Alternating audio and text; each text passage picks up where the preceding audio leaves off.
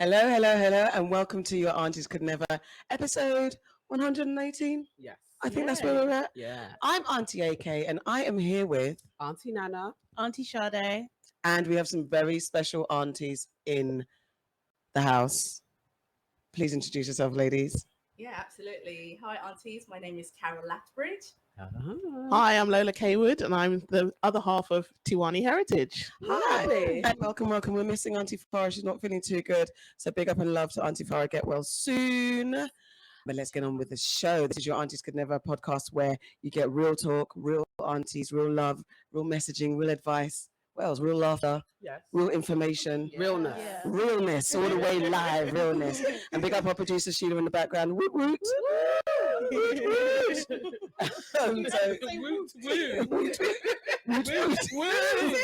Okay. Woot woot. Very West London of you. Yeah, grab your plates, grab your drinks. Let's start the show. So Auntie Farah's not here, but she has told me a game that we must play. Okay. It's an alphabet game. I don't even know how to coordinate. This is very hard to coordinate. Okay. It's an alphabet game, Okay. and it's in honor of Tiwani Heritage. It's hair, an A to Z of hair. So we're going to go round and round and round. What hairstyles? Yes, A to Z of What What hair. things associated with hair? No, hairstyles. Hairstyle. Auntie Farah has been very adamant and clear. It's hairstyles. So I think Okay. I'm going to try and do the clock and manage this and play the game. What? There's a time limit. Is Yeah. that- oh, Don't okay. try. Oh. What do you mean? Time limit for what? So to get yours, you can't sit there going for 14 seconds. Okay. You've got How- 5 seconds. Hi, we have to do from A to Z of hairstyle. Of hairstyles. All the way Going round. All the way Okay. round. So everyone, we'll start with. Alright, start with so me, we'll please. start- No, No, start because with you've been thinking. No. We've all been thinking. Okay, you know what? Let's do stop the bus starting. So someone thinks of a letter to start from, so and we don't start long. from Just A. start with you. No, I'm I not thought supposed to you play the started game and manage. Okay, I'll start then. Okay, So you're not playing? I think I am. Then what? I'm Okay. gonna start the game. We're Okay. gonna go around the Okay, way. ready, steady, go. Afro. Buzz cut. Crop. The bomb-bombs. Pardon? The bomb-bombs. A, B, It's C, similar to D. Afro pop. You're out. How? What is the bomb-bombs? They are like bomb-bombs on your head. It's similar. Like bomb-bombs. The The bomb-bombs is not even a hairstyle. bomb-bombs. Sorry? Spell it. D-A. Where are we? E. Even now, I don't even know. That was E for even now, I don't even know. You're out. I'm out. Fulani braids. Go on. Goldilocks braids. Hey, pause. What is this? Please describe the Goldilocks braids, please. They are braids that are golden, as modelled by Auntie Shannon. Hold on, but since when were they called Goldilocks braids? Since today. You're out! Now go on, Carol. How's the locks? Oh, I Indigo. out. Indigo out. You're out. You are the winner. Yay! That would have been I mean, Auntie Farah, thank you for that I thought you game. was doing well with You Indigo. did really I actually well. was Thank going to be you. like Indigo braids, yeah. Yeah. No, because you said that you are. The brat came up with a hairstyle. It's called the bomb bomb. Send her a message. DM Google her. it. No, go on. You Google it. DM the brat. Go on. DM the brat. You DM the brat. You brat. You are a brat.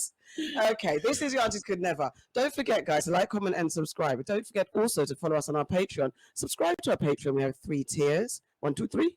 Yep. Pick a tier and enjoy and get extra auntie content. You know what extra auntie content gives you? More fun, more pleasure, more laughter. That sounds sexual. More fun, more pleasure, more. You can also hear me singing Wow. live in concert. Nice. Yeah, No. it's been a while. Is it not nice? No. It is No. nice because It's I'm not. also in concert Aunties too. with voices. Aunties with Voices, one our second Like album. I Yeah. said, it should be a visual experience, not audio. Isn't that rude? That's why she's not in the That's group one of anyway. those backhanded. That's why she's not in the group. It's called like a gobble or something, but it's a backhanded. It's compliment. not a Gobble. compliment. It's Yeah. just not a compliment. It's a neg. Also, That's it, it's a neg. that's It's the a one. neg. Yeah. There was a compliment individually. You're like, no, but you could sing. You could look like a singer, but you don't. You have actually the don't voice. allow to sing. I didn't mean as a compliment. That's out of order, even worse. You guys won't take the hint. We've got Because good we're Aunties voices. with Voices. AWV. Second Yeah. album. Okay. Second album, Welcome, loading. Let's go to the next section. Aunties with voices coming through on the microphone. Okay. Aunties with voices. Coming through. Good. Wait, because I haven't warmed up. Sorry, the mic position isn't right. Because you know what, Marion, you see what Marion tried to say? Do you not see that? That's a side note. Oh my gosh, I haven't asked how you guys are. How is everybody, by the way? We're good. Yeah. Just yeah. checking. Hot. Good. Very hot. I just wanted to say that. Did you not see that Marion tried to blame Mario or some people to sabotage his mic? Yeah. And the Mario was like, "You must have got watermelon seed stuck in your throat because no one can mess up with what you did." And it was hilarious. Check one of the shade room or the shade bar for the commentaries. I totally understand what he's saying. Because though, but I might used to get sometimes sabotaged. they betray you. Like, you got to find your placing on Yeah, the mic. Yeah. definitely. Mm. And definitely when you have haters in the room, it's definitely the The right to react energy. to vibe and Yeah. energy. Yeah. So when your voice is like, I'm and telling then it you. goes, yeah, because someone Okay. is going, fail, Yeah. fail. Yeah. That's what they might. Penetrates through the sound waves. and Absolutely. It's all that energy. Did you see Surely how Erica the Badu, she talent buns her should be so incense. much. She Your talent Eric- should be so powerful. Erica it shouldn't Badu matter. calms the room But no. and cleanses of negative energy. So her vocals are on point. Yeah. We don't tend to sage. I think we're going to introduce saging I next will. week. I will. I'll You bring thanks. some Palestine. Will you sage your voices or? Obviously, to protect from naysayers and haters. Let's see. Obviously. Let's see how that works. All righty. Now it's time for news and culture. And what have you heard? Oh, Welcome to okay. the family. Welcome to the Exactly. family. Sorry. Oh. See, the negative energy threw me off. Yeah. Bring it back. You focused on the wrong thing. Welcome. yeah. Who are you welcoming to the family, Auntie Sade? I am welcoming to the family Rachel Anson, who is a very talented DJ. Love her so much. Yes. She had a very terrible experience this weekend. We went Oh. to NEP's 15 years anniversary, and unfortunately, she wasn't able to get into the venue. She was supposed to be playing, and she wasn't able to get into the venue Oh, wow. because of the racist staff at the club, and it was absolutely ridiculous. People who bought tickets, bought tables and stuff, like they weren't able to come in. She's obviously supposed to be performing. She wasn't able to get into the club. Wow. They were Did they rude do a to her. district? Was it because she's black? I think they thought there was too many black people there. That's Right. why I think it Oh, was. what was the club? It's Proud Late. They have several establishments. I think they have Proud in Bank. Is it the one in Embankment, basically? Okay.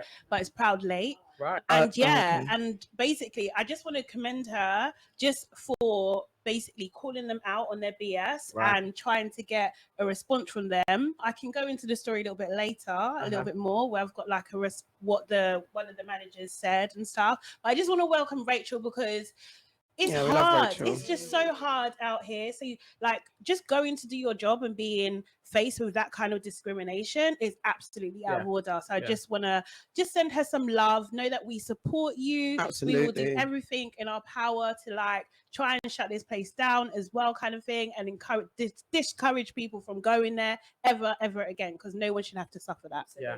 100%. 1960. I was actually Exactly. going to ask you where it happened, and I couldn't Yeah. believe it when you said London. Yeah, I thought it must yeah. have been some Backwood No, London place. clubs are the worst. London clubs are the Wow. worst. Terrible. And I guess that would kind of be considered West Endish. Yeah. Yeah, Mhm. And we it's a know start. that Yeah, No, this it is what is, they yeah, do. it's a West End Yeah. club. Yeah. Exactly. Well, big up Rachel. And is she a niece? Yeah, she's a She's cousin. She's a cousin. She's a cousin. Welcome, Okay. cousin Rachel. Oh, bless you. Now it's time for What Have You Heard, where we get into the week's news and culture. I mean, I'm just even going to take it from here. We have heard breaking news that Kemi BADENOCH is in the front runnings to become the new Tory leader. And I guess it's for all of us to either celebrate or lament. How are you feeling about Kemi BADENOCH being the front runner for PM? Go. The way I don't want this to happen at all, I still can't believe that she's even was being taken seriously. I'm still like, wow. But mate, we don't need her or Rishi. Why don't we And need that's her bad to or even Rishi? say that. Why don't we need her or Because Rishi? they are using them to be the most racist ever. Mm. And I would prefer my racism served white. Same. Absolutely. Same. Yeah. I'm just really, obviously, as a Nigerian, it's just really embarrassing. Embarrassing. Yes, it really is embarrassing. She should. I'm just so Like, I really don't want this to happen at all, because I just think it will just give, like, what's it called? Like, people the space to absolutely vilify Black women, 100%, For that real. kind of thing. We're already, you know, held as the problems for most things, but it will just be tenfold. It will give, like, it will just tarnish us with like a terrible brush, really and truly. And like Auntie Nana said, it's just like having like, just because she looks like us doesn't mean she's for us. As I said last week, not all kinfolk are skinfolk, and she Amen. really is not at all. And it's just like, you know, people will just have excuses. It's like, oh, you know, because she's Black and so it must be okay. Oh, yes. Like, people must agree with this, and it's like, Exactly. no, they don't understand that we're not a monolith, and I just don't think this will happen at all. And I don't know. Rishi doesn't offend me as much, so I don't mind as much, kind of thing. But like, I just don't trust any of them At all. anyway. Do you know what I mean? So yeah, I'm not here for it. Ladies, how do you feel? We were actually talking about this the other day, weren't we? And saying it's really funny because a few years ago, someone said there's going to be a Nigerian woman and an Asian guy in the front runners to be the next Tory leader and potential prime minister. Yeah. We would have been like, Mm. you know, it's really funny now to look at the reaction of everybody looking at the actual candidates. And there just isn't that joy. Yeah. There just isn't that. You know, look at what happened with Barack Obama when he was running for president. Yeah. It was like such a different reaction. Everyone was behind him. And it's actually taken me quite by surprise. Not the fact that people are not behind either of them particularly, but just the fact that looking at it like facts, like on, you know, sort of on paper, this should be a moment to celebrate. Yeah. And, you know, instead there's this, no. well, I was just going to say, instead there's this undertone of like almost feeling embarrassed, like you said, as a Nigerian, you're just like, Mate. I just thank God Nana Akua, the other woman, isn't anywhere in the running. There's another politician. She's not my name, my whole entire name. It's not your name. What were you going to say though? To be fair to Kemi, I mean, I completely agree with, you know, what you guys have said. But to be fair to Kemi, I listened to an interview that she did on LBC, LBC, and she said, which I sort of resonated with her, there's more than one way to be Black. Yeah, 100%. Yeah. However, she is saying that from a very privileged position. Yeah. Parents are pharmacists. She grew up in Lagos, I believe. She spent some of her time in America. Moved to the UK when she was 16 years old. And she's the MP for Stafford Warden, which is a very leafy part of the UK. Exactly. Married to a Caucasian person, which is not a bad thing. However, her experiences in life isn't the masses of women of color or people of color here in the UK. Right. Exactly. But some of her policies do make sense. However, the biggest policies that she's against is the anti-wokeness, which I think is a real shame that that's coming from a person of color. I think what she can definitely represent the alternative voice, and we've spoken on the show a few times that Black people tend to be quite more conservative than liberal, but it's just the way that conservative politics in a Western world do not do us any favors and don't serve us well. So when you have an advocate who is of color who's saying, dismissing anything to do with fair justice, rights, fairness, justice, or rights as just liberal woke rubbish. That's the danger, and that's, as we've said, where they can be rolled as a this person. It's like the Candace Owens of the world, who, sometimes you're a broken clock. You do say some things that make sense, but it's just clouded and shrouded in fascist delivery and rhetoric. So it just doesn't work.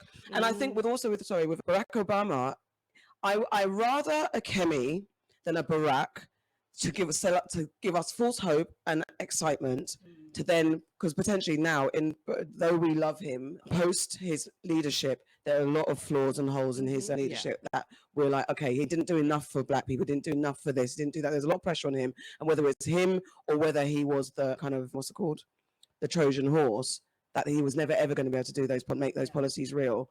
Either way, I would rather a Kemi so I can see the way your cloth is cut, so at least I know what I'm fighting against. And it's the same thing like Nana says, I'd like my racism white. But if you're going to have someone like that, I don't want you to be like, hey, I'm all on your side, and the next minute it's just puppetry and puppet mastery. I was about to use that exact word. She's a complete puppet, and that's the problem. And that's the danger as well. Yeah, exactly. I think that's obviously why she's been chosen, or why they've all been chosen, is because they know that they can't galvanize Black people, that they are repellent to Black people and to the communities that they're from, kind of thing. So they, do you know what I mean? So they're seen as less of a threat. I do think though that this is exactly what corporate companies do when they take pictures of all the diversity people in their company and say, look, we're so diverse, oh my God, come and work it. Exactly. And they're actually not, like behind the scenes, because they are not representative of the country. Let's be real. Like, do you know what I mean? They're not. They're just not. This goes to our view. I mean, I can't speak for everybody in, on the panel, but this goes to our view about how we perceive the Conservative Party. They have a long-standing history of, let's face it, some of the things that they have done, some of the policies have been very, very racist. We can look back at, Enoch Powell with the Rivers of Blood speech, when, the immigrants from, the Caribbean were coming over here. And then even fast forward today, Boris Johnson with his Piccaninny remarks. So all of that, combined. And then you've got this Oluwa Kemi, who's standing to be Prime Minister, and she's a female at that. It's very difficult to disassociate yourself from that type of sort of history. And her campaign and her policies are pretty much reflective of what I've been seeing. I find it so annoying that we don't have this joyous moment. And that seems really indicative of the United Kingdom, that we can't even celebrate that there are people of colour running to run the country, because we know that they will do a job on all of us. And that's including working class people. Like, have you seen that thing of Rishi where he said, like, I've got friends that are aristocrats and working class. No, not working. This come is on. the man that and this is and as they're pushing forward that Kemi worked at McDonald's during uni. No, you might have. You might have. For a summer, and probably to be like, I'm slumming it, guys. I'm slumming it, guys. For the story. Exactly. Because there's no way that if... for the story. It's for the story. All those years before, it was strategic. When they line up leaders, it's like they know them from birth. It's literally like, okay, you handpicked. But okay, guys, people of colour, working class people tend to vote Labour. What is Labour doing? Where's Labour's diversity movement? Who are the coloureds in the Labour Party? I absolutely do not know. Other than the guy that left, Chuku. When he was a part of the Labour Party, he seemed to be and then he really like a young face. And, and then he went about his business. He was created another one. They do have a few, to be fair. Go on, tell us. Belle Ribeiro. Yes. I do like her. But I don't think it's so much about race as such. I think it's down to class. As you said, working class people tend to vote Labour. And if you look at Labour itself, you look at Angela Rayner, for example, who's literally deputy, and she's climbed through the ranks. I mean, it's not even about if she's white, she's black. It's just her experiences in life. A lot of us can relate to. And Labour kind of sort of represents the people, in my opinion. However, when you look at the Conservatives, including Kemi, they are all from, privileged background. And that's exactly what the Conservative Party, in my opinion, is all about. And it's just literally hustling through these people who already were spoon-fed, and they get to govern. So can I ask, why is it that in America and in the UK, the Labour and the Democrats are suffering? What is it? Is this a conspiracy thing where, because if even we've got no reputable Democratic or Labour leaders, however, and then the world needs to change. And even if a Labour person or Democrat was to get in power, and we've got Biden, nothing's really changing. There's so much dog shit that's been left behind. Cleaning up, it seems to be difficult, or it seems like they don't really want to, because we've got left, right, lean. I think Tony Blair was the first to kind of bring in that central kind of leaning a little bit right, left behaviour. So how do we clean it up? Honestly, I don't know how to clean it up, but I feel like, although it is a little bit conspiracy, it's just like, who owns the media?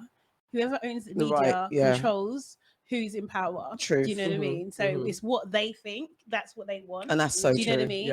And like, I think the moment time, was it the Murdochs? Yeah, when they were brought up into Parliament, so where they had that grilling, it hasn't been Labour since, has it? No. Murdoch runs things. So, Watch Succession. Are people voting? That's the question. Yeah, that's a very good question. In America, they did do a poll, and they showed that Black people, in essence, were not voting. And Black people were oppressed, and then not redlining, but there was that whole thing with Cambridge Analytica, where the way that, you know, Yeah. they targeted certain communities, and then removing voter With rights, Yeah. leaning heavily on people of ex-cons and stuff who can't vote and all that type of stuff. Yeah. There was a lot of meddling in America when it came to the voting there. With here we don't get our truth revealed the way it does in America. And I think the same thing happens here. But we are apathetic. Who the hell am I voting for? Really? Yeah. At this moment in time, it's like, who is there to vote for? Who is there to vote for? I mean, Keir Starmer scares literally me. My own views, I don't think voting does anything. I think it really is. If you want change, you have to be in there on the ground doing grassroots things. And that's probably the only way that anything is going to shift. It's not going to be on an MP unless you're lobbying them and you have money. Other than that, they're, to me, is like, they're the same coin, two sides of it. It's the same thing. Doesn't matter where the pendulum is going to go. Labour, Conservative, they're all going to do things that fuck up minorities and working class people. So Jeremy until Corbyn, we figure that out, because we're not going to ever have a Jeremy Corbyn. He's not going to get in there the same way we're not going to have a Bernie Grant. It's Bernie Sanders. It's not going to happen. So this is the lot, innit? What do? You go to the mountains. can we end on a positive note? Go to the mountains. Go to the mountains. Go to the mountains. Have Go to the your mountains. escape bag. Yeah. Yeah. And in your escape bag, you must have raving shoes. And there's going to be a rebel party. I don't know what to. Are you okay? One of our past episodes, when we talked about our safety backpack, I said I'd have a party dress and some raving shoes in my In your escape bag. Yeah. Okay. All right. Let's see how that goes. I would really recall that very specific detail. I said that. We may need our escape bag soon, though, if one of I these think- guys does Yeah. in place. Like, let's see how. What would be an essential that you'd have in your escape bag? An essential that you'd have in your escape bag. Oh gosh, a picture of my daughter maybe. Okay. Yeah. Oh, That's very cute. aw. I wasn't going to say anything near as sweet as that. I was just going to say snacks. Fine.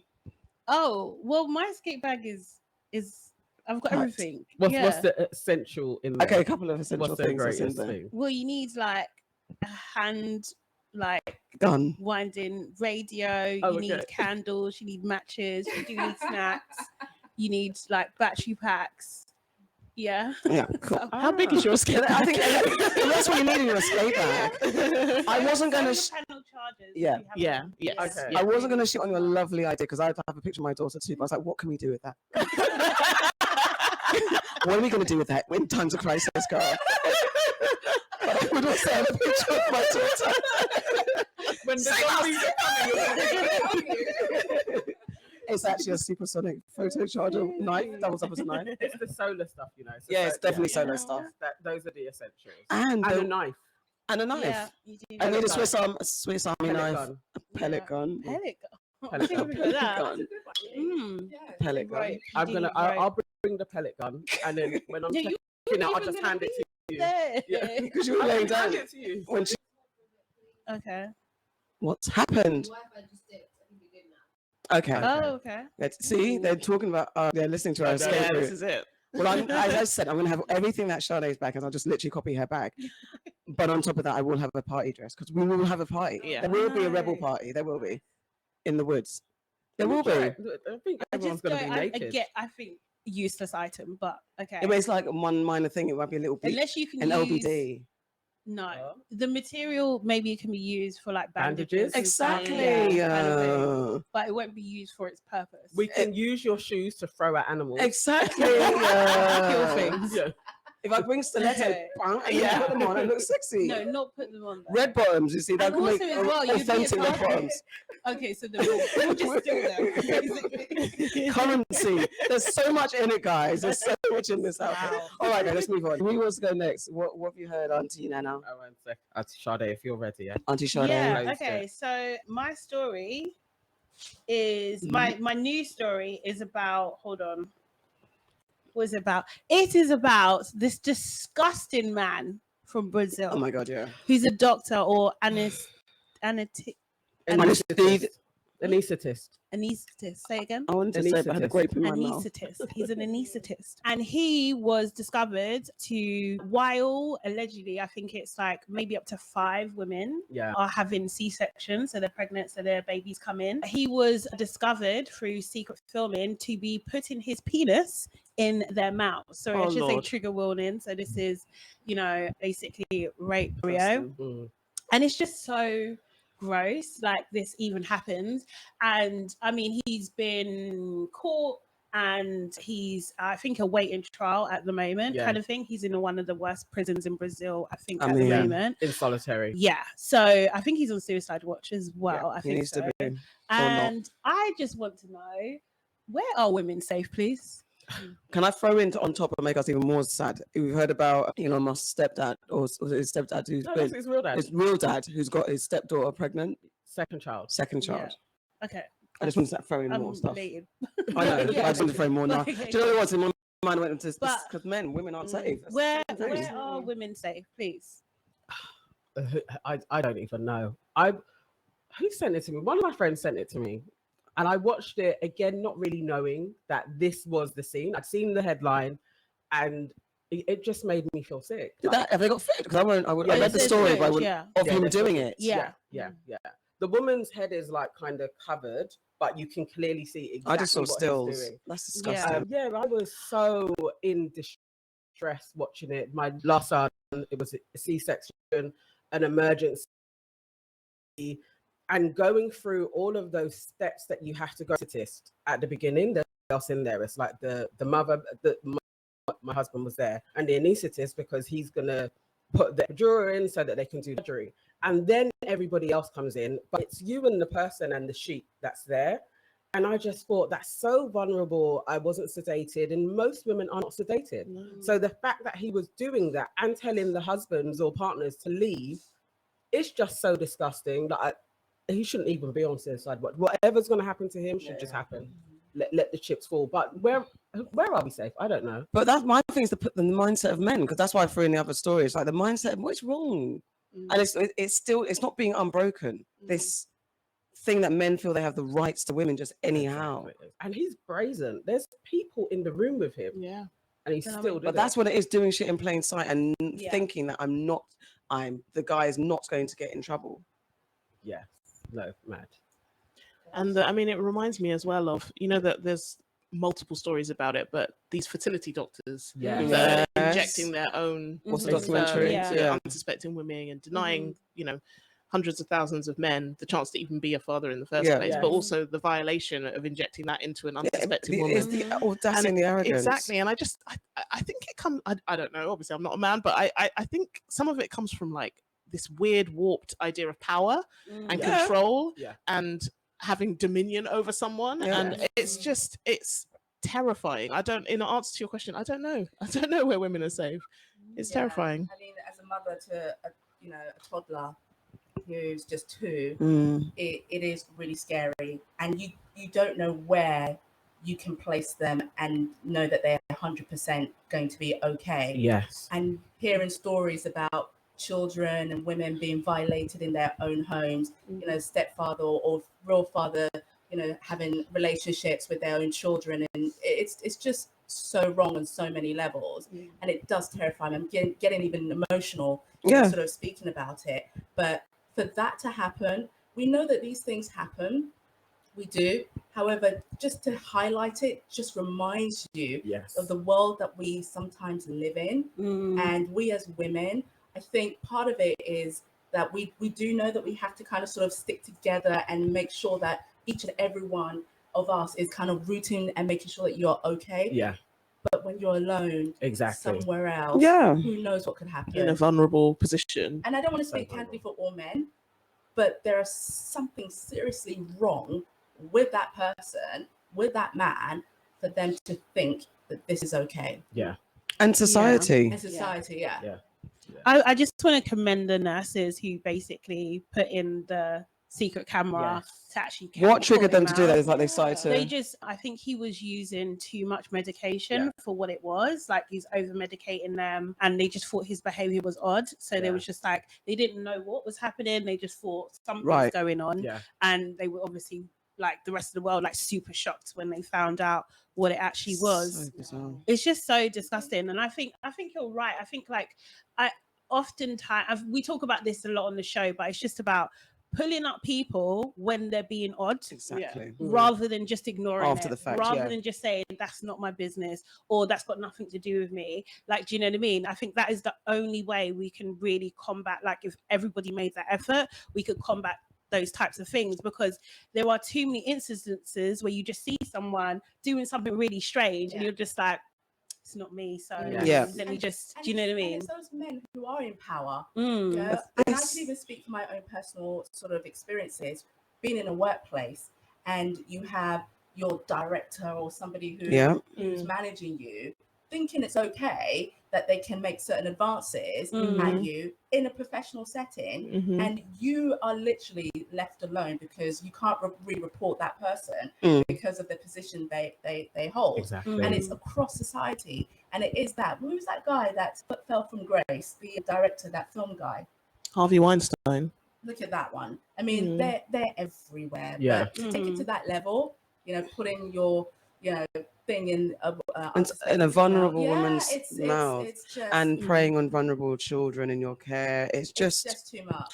But it's that sense of entitlement. Yeah. That's what it is. And Yeah. it's kind of like the men that are doing this are banking on the fact that You're not even if gonna somebody talk. does see something, they're not going to say anything. Yeah. And I think a lot of these people, they definitely bank on that. And they also have I guess it's reinforced by their behavior that if they do something with a certain level of confidence and conviction in what they're doing, even if deep down somehow maybe they know it's wrong, if they're doing it with enough conviction, no one's gonna question you. It's kind of a bit like, you know, the whole catch me if you can thing, DiCaprio. It's like he was so brazen in all the stuff he was doing, and he was just going around acting like, yeah, I know what I'm doing. Like, yeah, I can fly a plane, you know, and all this stuff. And it's like, but no one's gonna question you if you're like, I know what I'm doing. What are you doing? So But that's what they would say, just on a totally different, on a lower scale level, when interviews and stuff, how men will go. Someone had percentages the other day. I don't know if it was one of you two, that like I'm saying maybe it's wrong, but 80% of men will go into an interview not knowing the full, not knowing that they're not completely qualified. Qualified for the role. Yeah. Whereas women will be like overthinking. We're not going to. Oh, I can't do that. They won't gas They it. They won't apply. They won't even apply. But man will Yeah, for sure. Yeah. So we'll keep you posted on that story, but. Yeah, I mean, he's in the roughest tragic. jail in Brazil, and they say they frown a lot on incest. They have a big thing about incest in that country, so he's probably not going to be seeing light of day. No, they put him in solitary for his own safety, And because he'll it's like probably- he was being jeered when he was Of course, being yeah. walked in.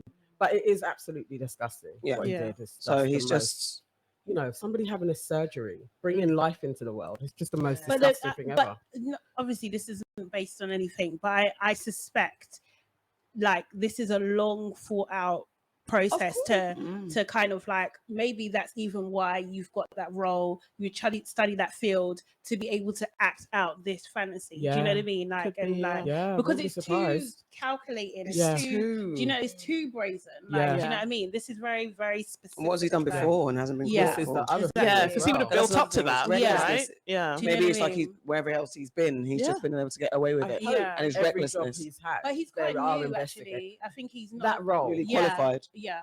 in that role, but he's done other things. So I'm hoping that they start looking into where he's Yeah. been. He was a GP as well. It's like, what else? And has what if he there's a been up to? network? Yeah. I mean, Yeah. But That's that's the same, like- the other thing as well. It's just like, That network. this is probably not the first time this has happened. Mm-mm. Do you know what I mean? Like, it's too much power not for it to be abused. Do you know what I mean? Yeah. Especially where you've got these procedures where like there is no audience there. Do you know what I mean? It's just like you see it with like coma victims as well, kind of exactly. thing, being abused by people that look after them and stuff. Like, so I guess the good thing that is this has been raised, do you know what I mean? Like, and people are aware. So hopefully we can get some policy changes in That's hospitals true. And let's see what and changes. stuff. What changes? Because you look at Well, you Ghislaine, can was it put Ghislaine's you list? can put a camera on the other side, like You they can have did, cameras, because they have that shield. But yeah, it's a room of like 3 or 4 people. Yeah. So true. now, if there's any blind spots, let's actually have some CCTV so On that it. we Yeah. can see, so that you don't have those blind And areas. change society's ways of protecting dirty men, because Yeah. Ghislaine And then- Maxwell, yeah. what's her name? Surname? Ghislaine Maxwell, or whatever her name is. Yeah. Yeah. Yeah. Her list has not been Oh gosh. Yeah. Yeah, we still dealt don't with. know. We don't know who's who. Do we even know she's really in jail? Just seen drawings of her. That is Or true. now, there's not been a photo. It's true. I want to see a photo, and I want to is see an true. establishing photo. That is so true. She has not. She's been drawn. I don't know why she's been drawn. Auntie Nana, what have you heard? Okay, so my story is about Richard Blackwood. On IG, he put up a rant a couple of days ago, and he was slated on Twitter for his Jamaican accent. And I watched a clip of it, and it wasn't that great. So that's a separate thing. He was slated for, and he's an actor, he was slated for his Jamaican accent. But his rant was about, let's say, Jamaican borns, like Caribbean borns or African borns, kind of slating us when we try and have an accent and teasing us. And his whole premise was they're doing it to shame the British borns for having the privilege of being born here and having a British passport. And it's like you carry that shame with you, and they're kind of like shaming you. And he was like, actually, we don't feel any shame. And the thing is, we're proud that we were born here, and we're proud that we have this British passport, and we're proud that we're thriving. I just wanted to know if you guys think the sentiment is justified, or for me, I found it highly ignorant and I was a bit appalled. But on his comments was bare people like, yeah, back you. I was surprised at that.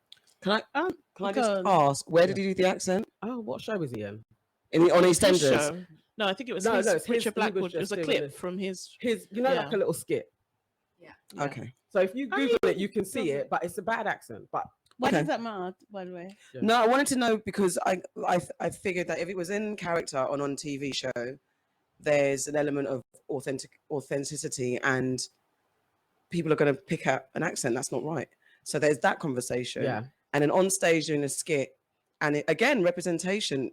How are you doing it? What are you doing it? So I don't think there's any difference. Like, when you're just amongst, like, when I would try and speak tree, and I would get like gunned for it. Okay. And so I stopped doing it. Yeah, it's that element of I hear that. You really are like, I want to be a part of my culture, but you're not. Where's your home? It's that sentiment. But the thing is, I understand in theory what he's saying. I think he shouldn't say we. He should say I feel like this. I feel. Do you know what I mean? And stop speaking on behalf of people, even though there are other people that support him, because at the same time, it works both ways. Like, there's a whole industry of comedy that is based on accents, freaking accents. Do you know what I mean? Yeah. That people from other cultures, they're speaking English, and it's funny. It's just on that basis. It's insane. Yeah. Do you know what I mean? So what are you talking about? Yeah. Like, it works both ways. So, like, let's not take it personally. Like, I'm British born, British raised. Like, I don't know my language. Yes, it gets to me sometimes. I'm just like, my pronunciation is off or whatever, that kind of thing, or I don't know certain words and stuff. But like, as I've got older, I've just realized, like, I can't internalize that. Do you know what I mean? It just is what it is. But that doesn't mean that my cousins or my family members like look at me a certain way because I don't. Do you know what I mean? Like, they're not holding hatred for me because of that. Do you know what I mean? Like, for me personally, anyway, like, so I think he just needs to speak on a personal one. I think what you're saying about authenticity of accents is absolutely right. Even if you're doing something on social or doing a show or a movie, the accent needs to be right. Like, look at even, what do you call it? No, Wakanda. Like, do you know what I mean? Black Panther. The Black Panther. There was only one freaking real authentic accent there. Do you know what I mean? Really and truly. And it wasn't the main characters. Let's be real. Yeah. Do you know what I mean? So, like, we could give them, like a space for trying, but like, the accents were all over the place. You was doing South Africa when you're supposed to be based in West Africa. What the fuck is that? Yeah. It doesn't work. Do you know what I mean? Yeah. Of course we're gonna have an issue with it. Yeah. And I can't even speak in the accent, but I can hear it that it's not right. Yeah. Do you know what I mean? So even this new film with Viola, I'm scared. I'm scared because it's based in Africa. What are we saying? Like, because it can mess up the whole thing. How's the accent gonna be? It needs to be authentic. Yeah. It does need to be authentic. So if you're with your friends and stuff, like, we might put on like a little American accent and stuff just because it's so naturalized to us. Like, it's not necessarily a big deal. But if you're trying to make a career out of it, yes, bro, you need to go and learn, get a vocal coach, perfect it. Yeah, and if it's not for you, Don't do it. Exactly. I Can't think- make it part of your joke Yeah. that I can't do it, Yeah. but this is what I'm going to try to do. Yeah. There's many ways around it. Just relax, man. I think so. I think it's that, and I think he's placed a lot of stories on top of experiences into that one point, because it's what Auntie Sade said.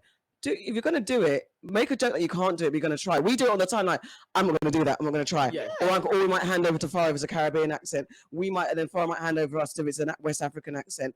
We just make light and acknowledge the fact that we can't do this, that, or the other properly. But you can't, I think there's definitely something what Auntie Nana said about us growing up who are born here, who are trying to learn, especially if it's a second language, especially if you're trying to speak it, and then our naturalistic family members might tease us, and it makes you feel shame. Yeah. So you don't bother to try. Because I used to get it all the time from my sisters.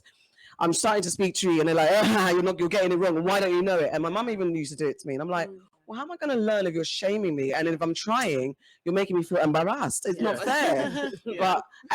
But this is us in a family setting. So there's a conversation about that. And I think that's what he's leaning towards. But I think he's placing a lot to say that they're jealous because we've got British passport and they're hating on us. I think, there might be one or two, but don't blanket, as Auntie Charlotte said, don't blanket everyone. That's not the conversation. The thing is, you feel embarrassed because you did a shit accent. People got you. You're a comedian. You're supposed to be able to get that. Fix up. Just don't do it.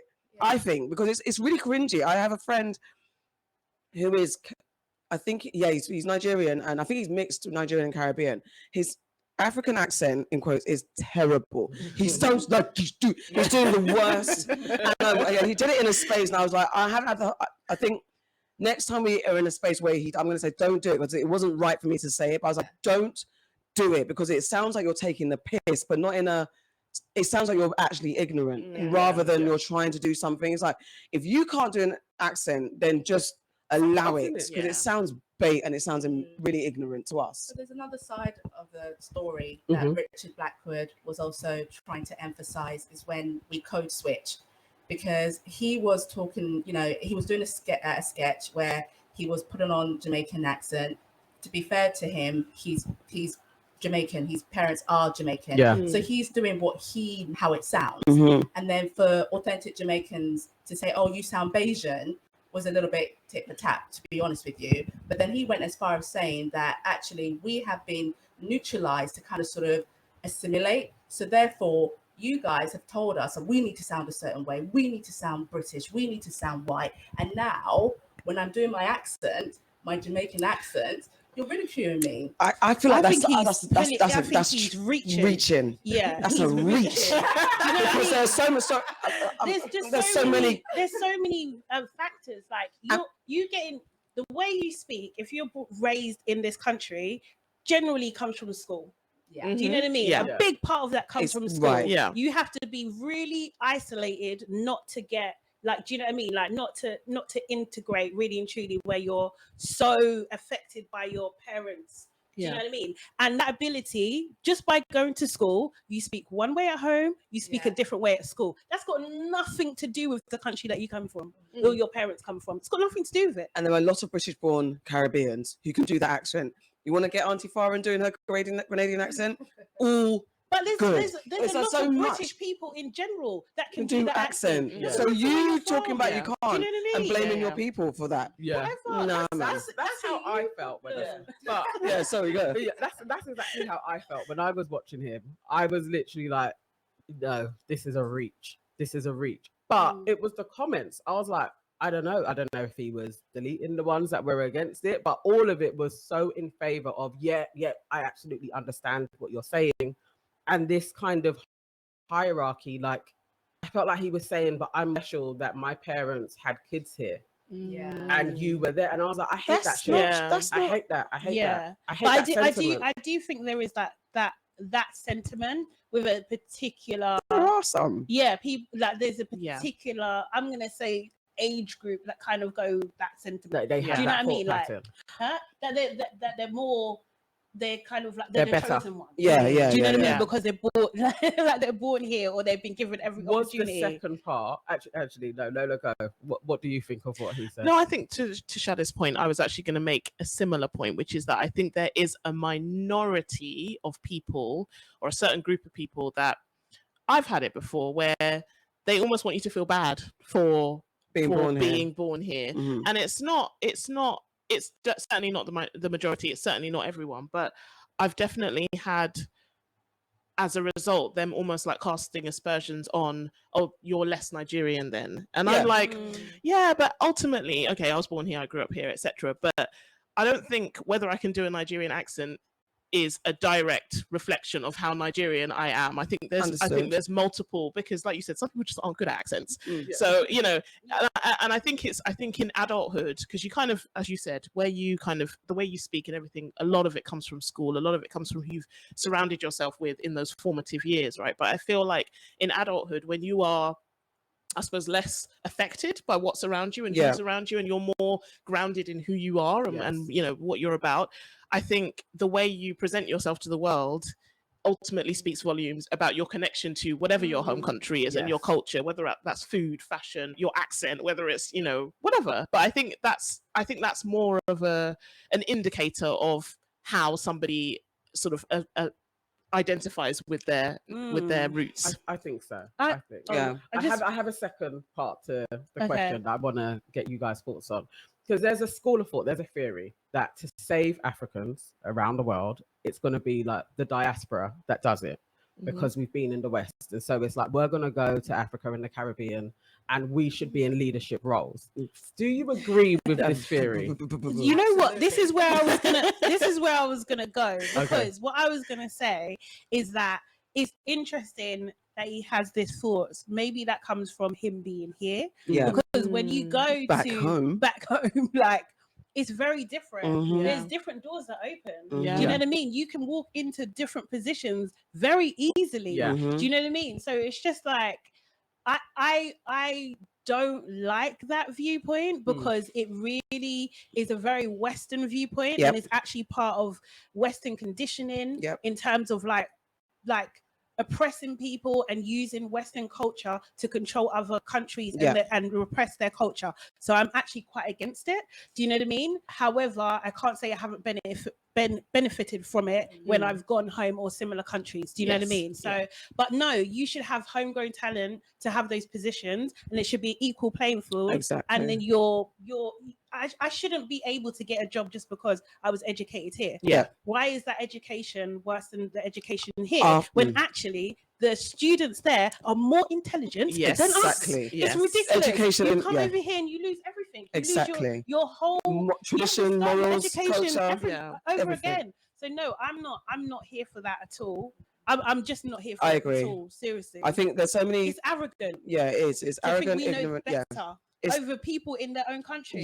Where we actually originally come from. Exactly. And we're going to take the colonizers mindset to tell people how to do things. We have our differences. There are things that we like, you know what, we could improve this and that. We've spoken about, you know, when we go to Ghana, you're like, this is amazing. It's a country. Actually, I've had an experience where I could do this better because of what my experiences in the West. But also, I have to go over to my country and understand the ways before I start bringing my thought processes, because it could be just like, actually, you come and do your fast Western behavior, no one's going to turn up. But if you do it acclimatized to the people's time frames and things like that, it will work. So you just can't assume or make assumptions that your way is better just because you've been in the West. It's really, really patronizing. What do you guys think? I wouldn't say that it's our way is better. When I say, I agree that we should have more people from the diaspora go into Africa. I absolutely agree with that, because I just came back from Ghana and Nigeria a few months ago, and I was there for almost a month. And culturally, even though I am Ghanaian, culturally, it is very, very different. And there's certain things that I'm very much accustomed to, which I believe works here, can also work over there. And so I don't think it's a problem if I have acquired a certain skill set to take back to the motherland to improve things, because let's face it, yes, Ghana is a fast growing economy. Nigeria is one of the richest countries in Africa.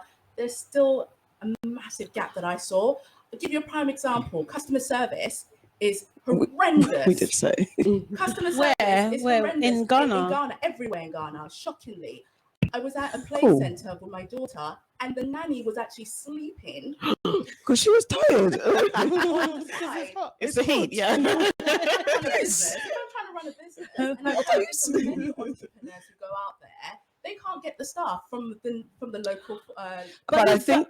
Sorry, I just want to say, but the thing is, it's not that there's not Ghanaians in the country that think like that. They do think like that. Yeah. Do you know what I mean? That kind of thing. Just maybe in your experience, you didn't see that. Culturally, what I saw, that is what it is. I'd be told one time, and I get there on time, and this is my, we must be there on time, and they turn up 4 hours later, and like my time is not precious. Look, I'm diverted a little bit. I'm just saying that. No, but it is a part of it. Yeah, it's a very Western mindset to be like, you do this by this hour, you do this by this hour. Things do you know what I mean? Work. That's why. Work for us here. That's why we are where we are. What British people? No, we are where we are because of slavery. Because they took people from the land and they told them, and they took all the minerals, and then they destroyed their government. They destroyed their tribes and destroyed everything. That's why Britain is where they are, not because of good customer service. But Definitely. Honestly. Yeah. But I think it's how you approach it, because yes, like I said, undeniably, I've had those conversations, but it's how you approach it, and as not that we're better and we're coming to fix you. It's like, how do we work together to bring this? We're not their saviors. Yeah. We're not their If saviors. you want to go it's there, the same complex. Yeah. You're just taking the white out of it. Do you know what I mean? It's just Western savior that we're gonna come in because of and our make things better systems and make it better. It can be. But it's how you bring it together. Yeah. I think there's nothing wrong, because again, there's a lot of us now going back to our home countries, whether it's Caribbean or Africa, that is happening.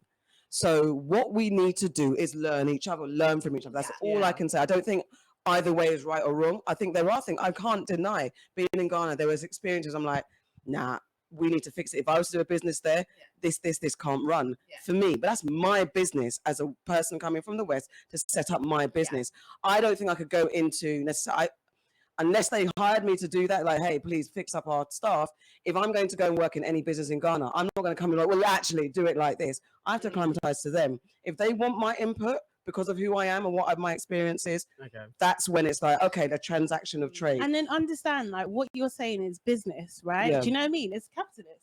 That benefits you. Does that necessarily benefit the them. people? Yeah. Benefit the growth of the country? Yeah, it exactly. You. Yeah. Do you know what I mean? Again, it's a very Western mindset that we could go places and get what we want and then leave. Do you know what I mean? Or take it out of the country. That's not, as the diaspora, that should not be our role. Like you said, it should be working with people if they want us. If they want us, Do you know what I mean? It's their decision, not ours. I think, personally. No, I think so. No, what do you think? Lola, what do you think?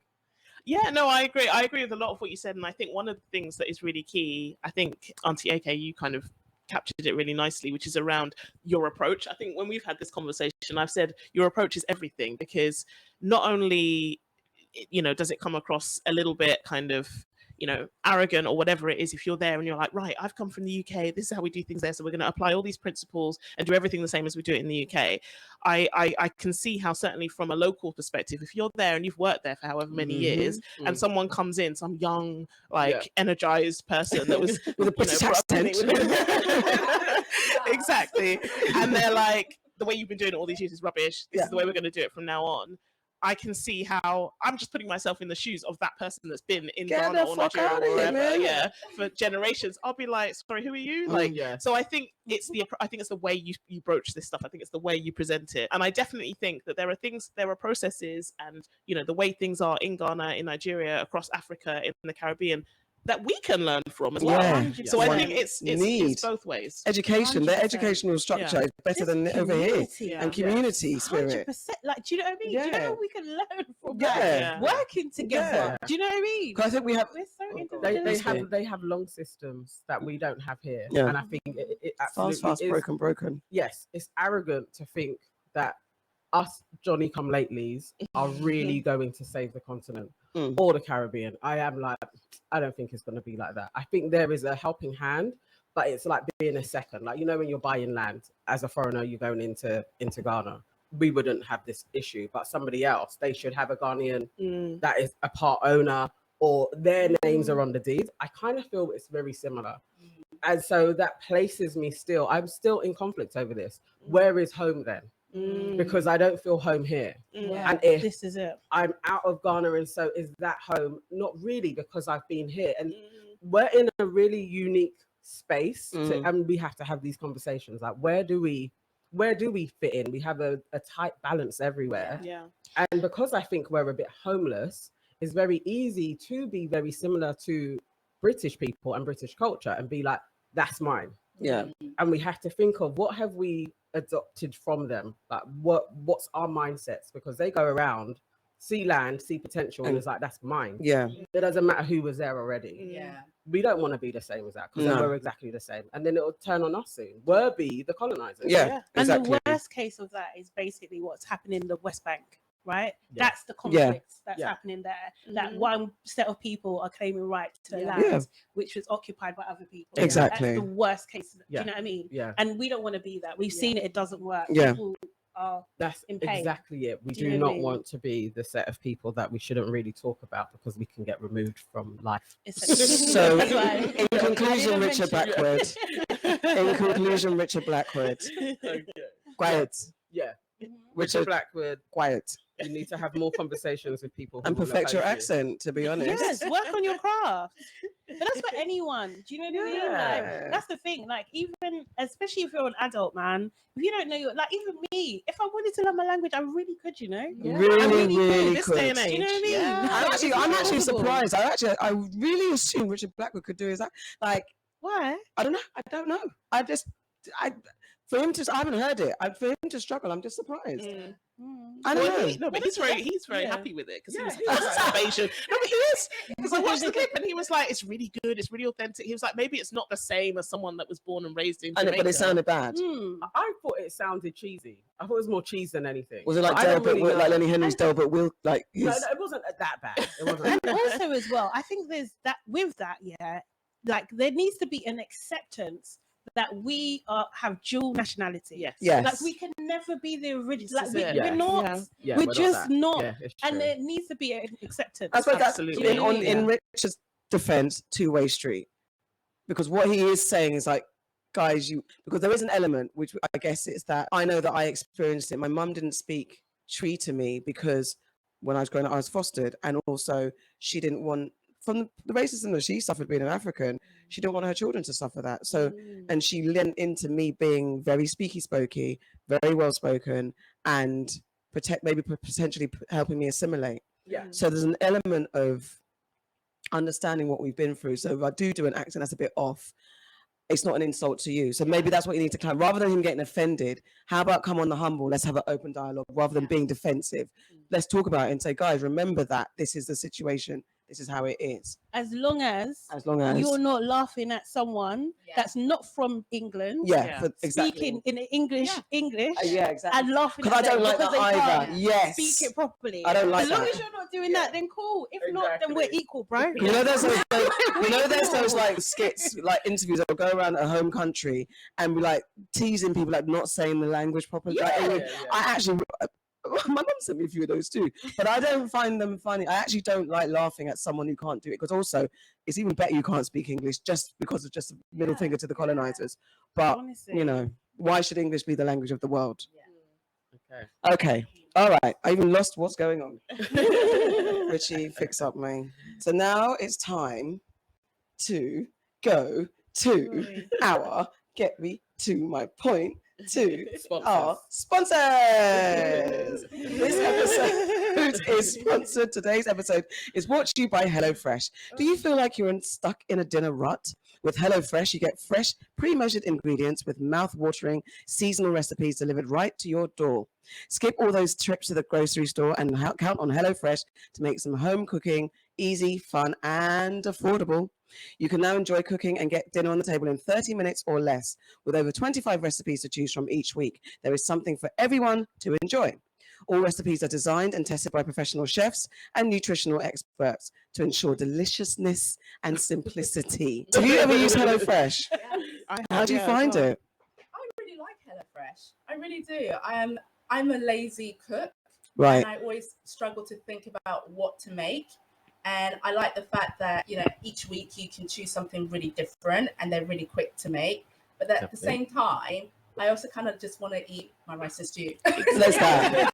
Every so often. When you want a little diversion. But I think it's a balance, isn't it? It is definitely, yeah, same. I've used, I did like I think I got one of those invitations from a friend to use it for like a week or whatever. So I did it, and I made all these different recipes, and you know, they were fine and stuff. It's about people, if you're in quotes a lazy cook, I mean, or someone who just has a busy lifestyle. So like you need to quickly, because our stews and our authentic cooking can take a while. Yeah, it can take a while. Expand. Well, I don't want to colonize. You know, like Shitto in Sainsbury's. Hello Fresh Shitto. Don't get ideas, Hello Fresh. And if you do, make sure you go to the country, if it's Caribbean or Africa, and get the chef to be whatever mission or whatever. Please, Hello Fresh. But anyway, guys.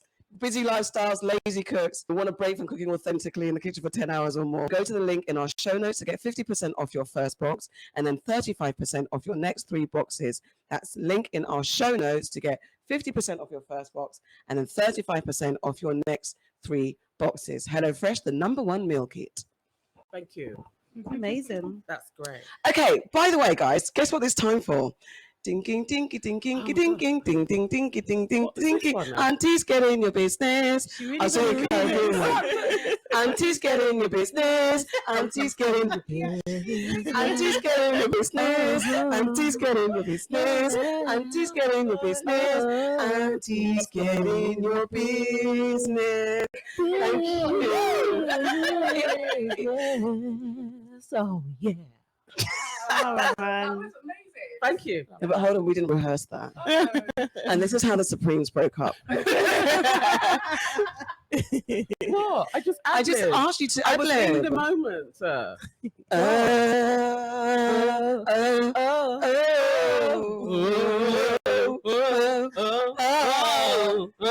Business. Okay. Love it. This is what you're getting at Aunties and Voices concert. On encore. Yeah. Let's move on. I heard a proper okay. So this is a section where we ask you guys some questions. Right? Yes, it is. Okay, cool. Auntie Sheila's rebelling. Hi, Aunties. Please introduce yourself and tell us who you are and what you do.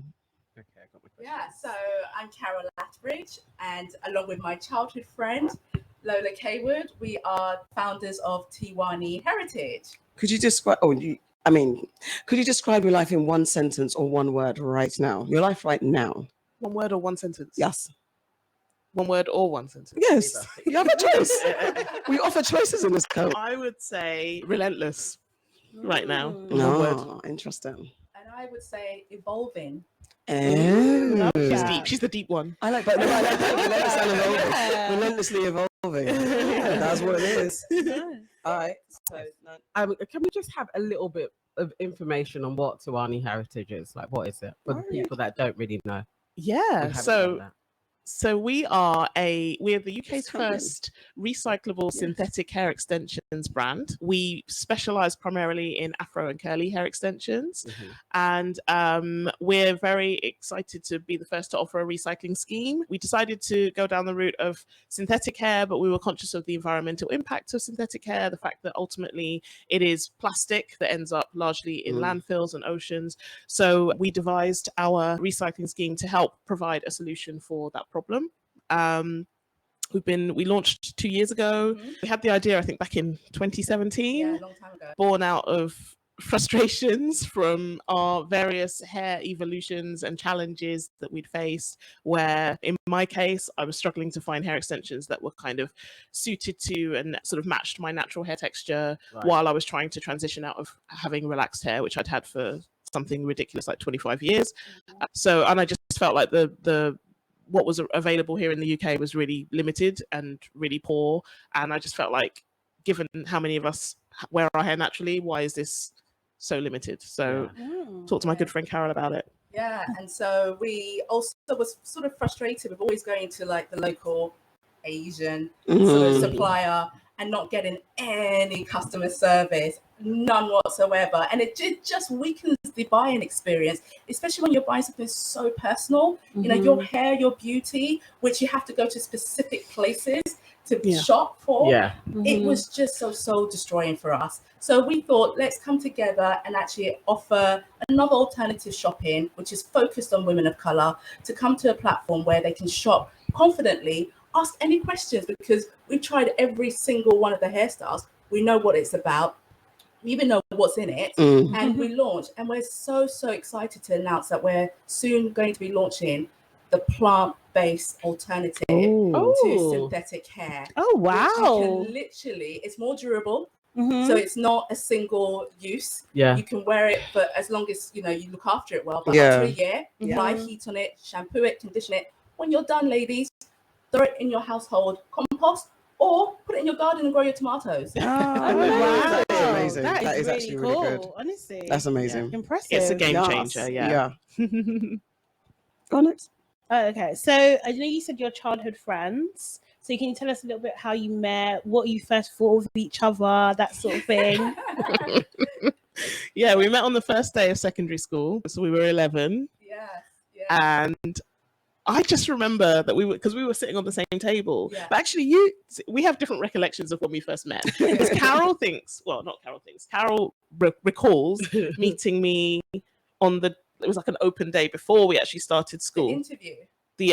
Whereas I remember meeting you on the first day of school.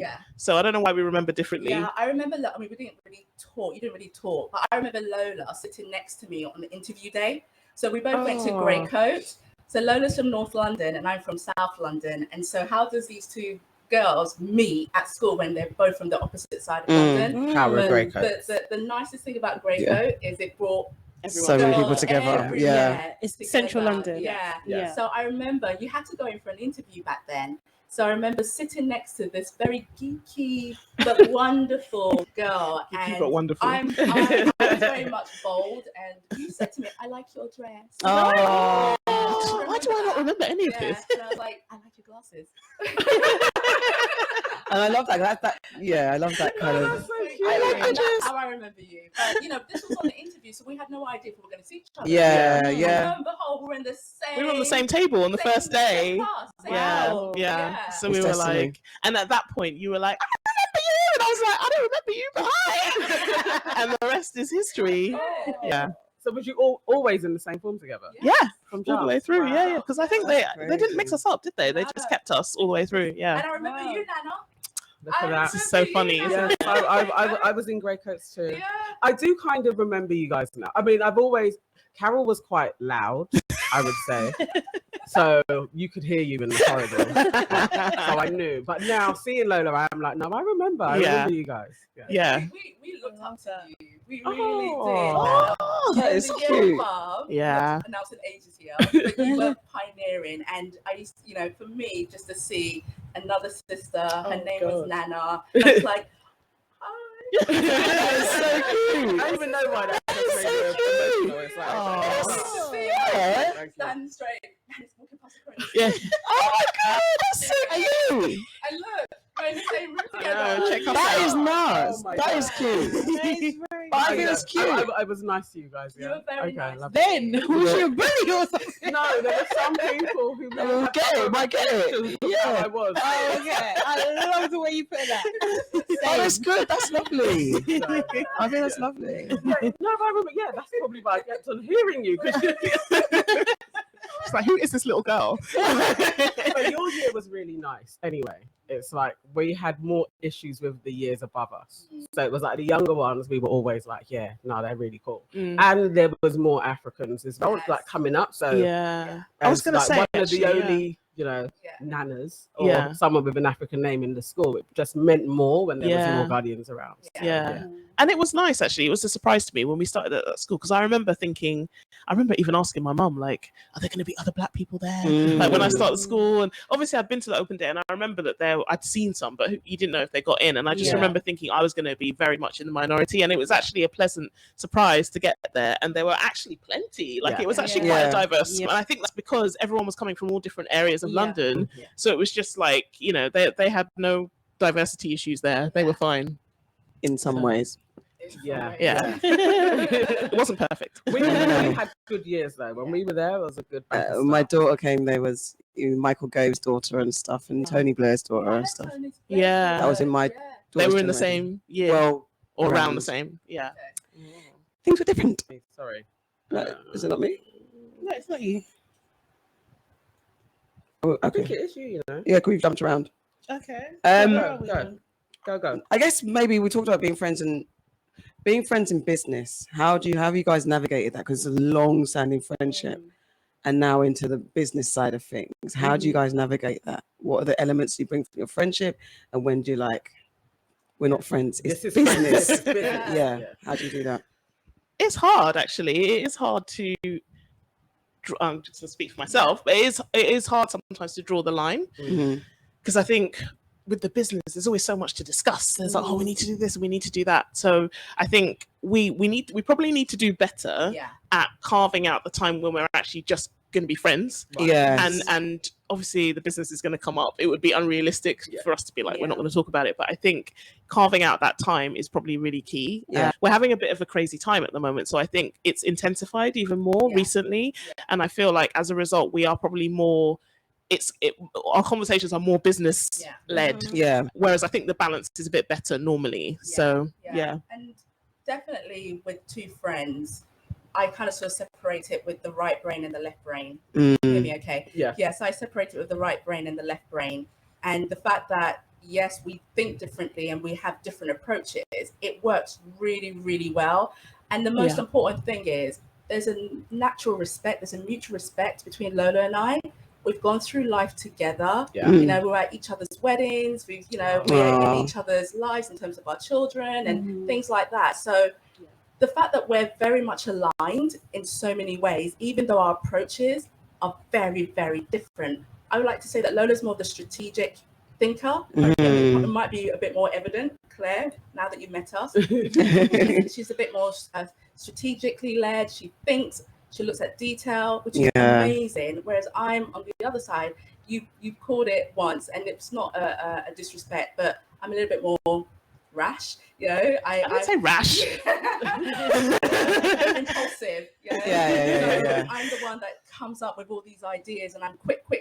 And so to have your friend who loves what you're suggesting, but she kind of brings it in. The two of us work so well in harmony in that respect. That's wonderful, and that's really good for people to hear in the industry. I think a lot of that's been luck, though. To be honest, the fact that, because I don't think it's like we looked at each other and we're like, oh, you'd make a good business partner. No, of course not. But I think it's just a lot of it has just been luck that we've kind of fallen into that way of doing it. I think it's more than luck, but I think there's a sprinkle of luck, really and bond. you've got a strong bond, and I think that's what really sort of sets us in terms of our mission. That we know whatever happens, she's my sister. I've known her since we were 11 years old, and hopefully, as the business is evolving, which it is, it's just bringing us onto another part of our journey. I love that. Okay, it's very, very good. I have a lovely one for you now. Okay, so your products are so considerate of the environment, and how important is it that we as Black women are more conscious of the impact our beauty enhancements have on the globe? And more importantly, how can we start to hold suppliers more accountable? It's essential. It's so important. It doesn't take long to just do a quick Google search to see that, and I don't know whether you guys have come across this stat before, but Black women spend 6 times more on hair and beauty than other ethnicities. So when it comes to the sort of environmental issues that surface as a result of our beauty buying practices and disposal practices, obviously it doesn't take a genius to work out that we're actually responsible for a lot of the problems as well. I think a lot of it is not necessarily our fault, because I think some of it is born out of the fact that manufacturers really don't take much time to educate us around what the dangers are, what we can do to do things better. So I think a lot of it is just age-old behaviors from generations back that we've always done, and until recently, like a few years ago, we were also within that number of people that are buying synthetic hair, using it, throwing it in the bin. Like that was what was normal. That's what everyone did. So it was like you didn't even think about it.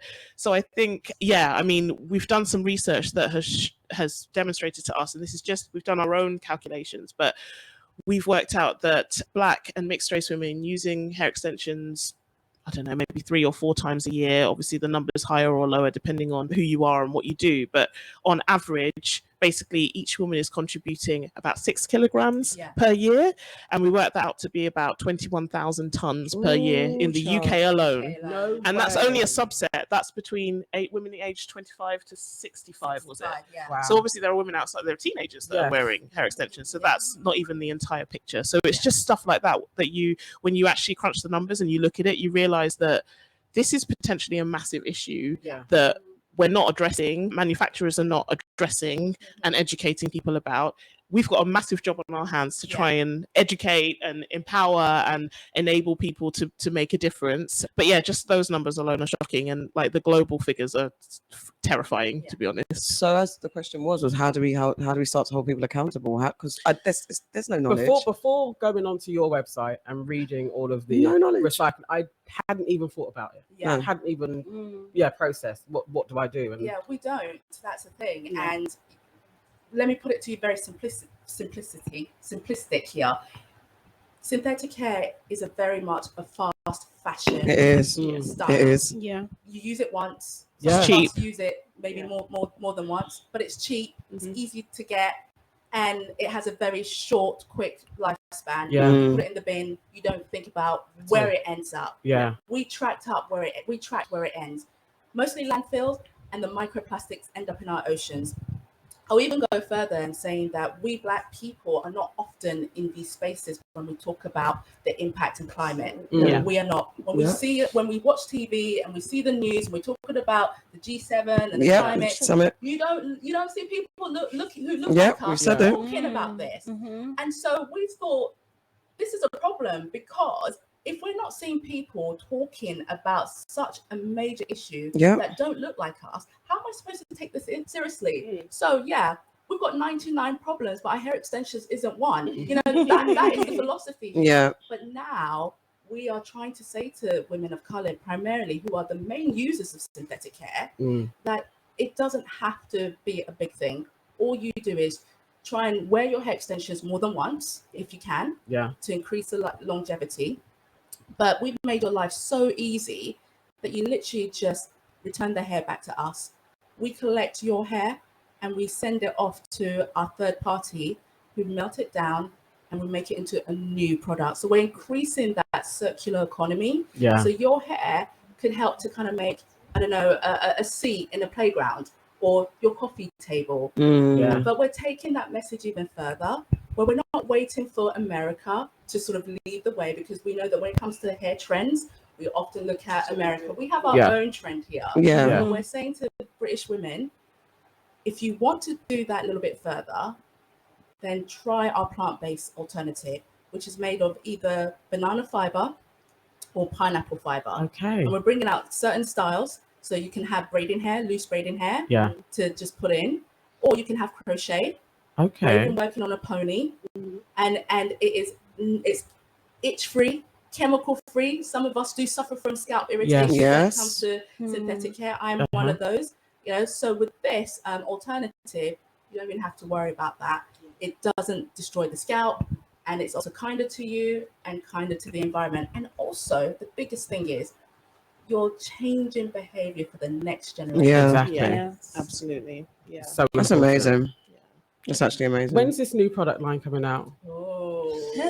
Can you announce Announce it on the show, man. Go on, man. So we're kind of going back and forth with our supplier at the moment to try and perfect it as much as possible, because one of the things we're mindful of is the natural comparison that people are going to draw is with synthetic hair, which is, so obviously we're trying to have all of the great qualities that you get with synthetic hair with a natural product, which is a difficult thing to achieve. So we're back and forth at the moment. We've had several prototypes. We've given them some feedback, so they're now working on the next round of improvements. So the plan is for later this year. That's the hope. That's our fervent prayer. But we're kind of mindful that these things take time. But so the hope is Q4 this year. Are you taking our hair extensions that we've done with now? Yeah. Where do we send it? Yeah, so you go on our website, Mhm. and there's 2 ways. You can actually opt into our recycling scheme where you get money off future purchases through our store. If you didn't buy from us, we're also collecting any brand hair. So you literally just buy a return mailer. Doesn't cost you a lot, £6, £6.50. You're just literally paying for the shipment back to us. Yeah. We recycle it for free for you. Yeah. This is how important it is to us. So when you're finished with your hair extensions, just send it all back to us, and we dispose of it responsibly for you. Yeah. And you can feel good knowing that it's not going to end up in Ghana, Yeah. in Yeah. Africa, Yeah. In a where a lot landfill. of our plastic is being shipped to Yeah. Africa. Yeah, Yeah. exactly. So think about where it ends up. Doesn't end up here. Yeah. Ends up across In another country. Yeah. Yeah. Same. That's amazing. So when you guys are not building this fantastic empire, what do you do for like downtime? What do you do for like self-care? I love a spa weekend. Yeah. Yeah, I mean, self-care is really, really important. Mhm. It's something that as mums, it can be hard to carve out the time for. But I think even like in my experience anyway, sometimes you haven't got time to necessarily like a spa weekend. Firstly, they're expensive. And secondly, like just going away for a weekend can be inconvenient for various reasons. So I think even just simple things like, it sounds really lame, but sometimes I just go upstairs and I'm like, I don't want anyone to talk to me for a couple of hours. Yeah. And I'll go upstairs and I'll shut the door, I'll put some music on, I might have a bath, I might have a nap, which is like rare, but I might have one. And just things like that. I think all of that feeds into self-care. So I think self-care can be the big and the small gestures. Yeah. For me, it's Netflix. Yeah. Netflix. What are you watching at the moment? Oh, what am I watching at the moment? I think I just finished watching The Boys. And I'm not Oh, I'm not so into good. that Love kind The of Boys. Yeah, So but good. I just finished. I managed to Yeah. watch all 3 seasons within like Yeah, 2 no, weeks. it's so Oh, good. wow. It's amazing. That's my a prime husband was though, watching it, but and I was like, yeah. what is this that you're watching? It's like weird. And so I No, it's decided brilliant. to It's watch so gory good. as well. And it's very, they got worse by season Yeah, 3, like yeah. so I gore. just caught up and finished season 3 of The Boys. It's brilliant. Amazing. But yeah, so my guilty pleasure is TV and sort of catching the last bit of Love Island. I love with my that. husband. And confession, and this I should have probably been admitting this. What? I have Zeus, the network Zeus. Do you? I do. So you see all of the All the proper reality trashy shows. ones. I love it though. I'm Oh my for it. god. I I'm so jealous. I'm so jealous. I'm surprised. Are you going to get Zeus? Look at your I've got face. too many. I've got too no, many. I'm can't judging you. justify it. I can't stand any of it. These two put me through hell. What do you mean? Hell. Yes. Island. Yes. Hell. Yes. Actual hell. Yes. It's not my Get out of reality. here. So I watch it and I'm like, oh my god. Yeah. These people are mad. I love it. Absolutely. I'm with you 100%. I love it. So yeah, that's love how I sort of, do me. Yeah. I love that. I want to, before we wrap it, I just want to ask, how are you planning to stand out? Because it's a very noisy place, the hair business. And what you're doing is so amazing, so unique, but you have got strong competition. As you said, you kind of touched on it, but how are you going to do it? What do you need? How can we support you better? And how are you communicating to us to trust you rather than person down the road? Yeah, it's a good question. So we're actually currently, I mentioned it's been a mental time for us lately because we're actually currently in the mid or more than halfway through a sort of investment readiness. Sounds very formal, of course, but and it's actually run by Virgin Startup.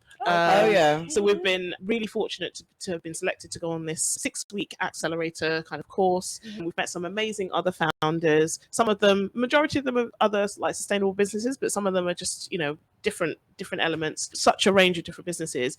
But ultimately it's all geared towards a day which we call Demo Day, that we basically go live, and it's kind of like Dragon's Den live kind of thing. So it's a bit nerve-wracking, but yeah, basically the plan is to really kind of scale and to make sure that, as two mums like trying to kind of bootstrap and do this on the side, it's been difficult, but we're trying to take the business to that next level. level. Yeah. So yeah, so we're going live in a couple of weeks, and yeah, the plan is to basically take this global if we Okay. can. Shout loudly.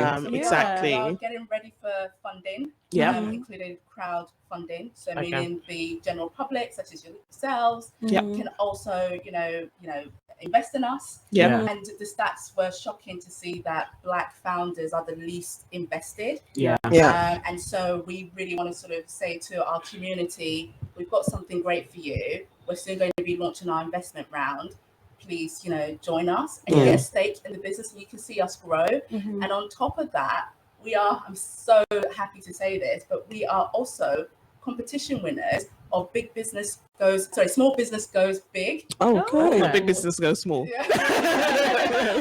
Which is in conjunction with JC Deco and Adobe and Express. Adobe Express. Oh, wow. We submitted our ad campaign, and it's been chosen to Oh, be featured brilliant. on over 100 digital billboards. Wow, that's For 2 amazing. weeks. That is amazing. Thank you. Yeah. When does that come out? So it launches on the 22nd of August. So it Okay. runs for 2 weeks. And so there were 10 winners that basically they show our ads on rotation. Yeah. So we're one of 10 businesses that you'll be seeing ads for all over, lots of locations in London and all over the UK, up as far as Scotland, Wales, That's everywhere. important. So it's And really just to cool. add a bit more context to that, when we had a sort of intro call with the other winners, and we were the only Black faces. Wow. It just So goes you'll to definitely show stand out. Yeah. So the 1 in 10.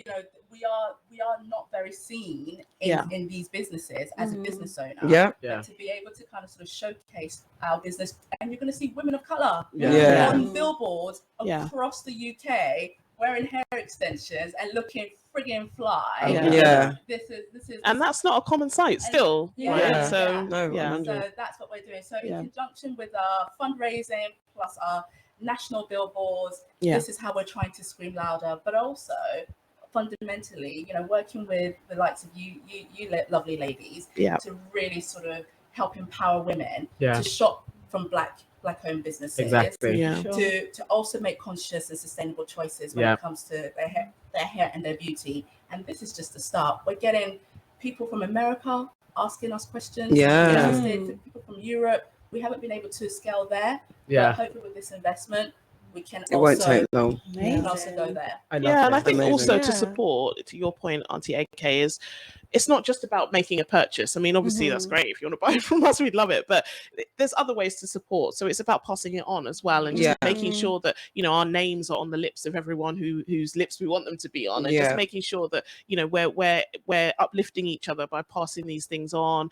Mention it to your hairstylist, mention it to your friend that is never out of hair extensions or whatever. Because I realize it's not for everyone. Not everyone wears hair extensions. So I think, it's just a case of whatever you can do, subscribe to our mailing list and just find out what we're doing. We've got a competition running during our ad campaign in a few weeks' time. So listen for details of that, and just, even if it's just helping to build momentum on social media, that helps. Everything helps. So. Have you love got that.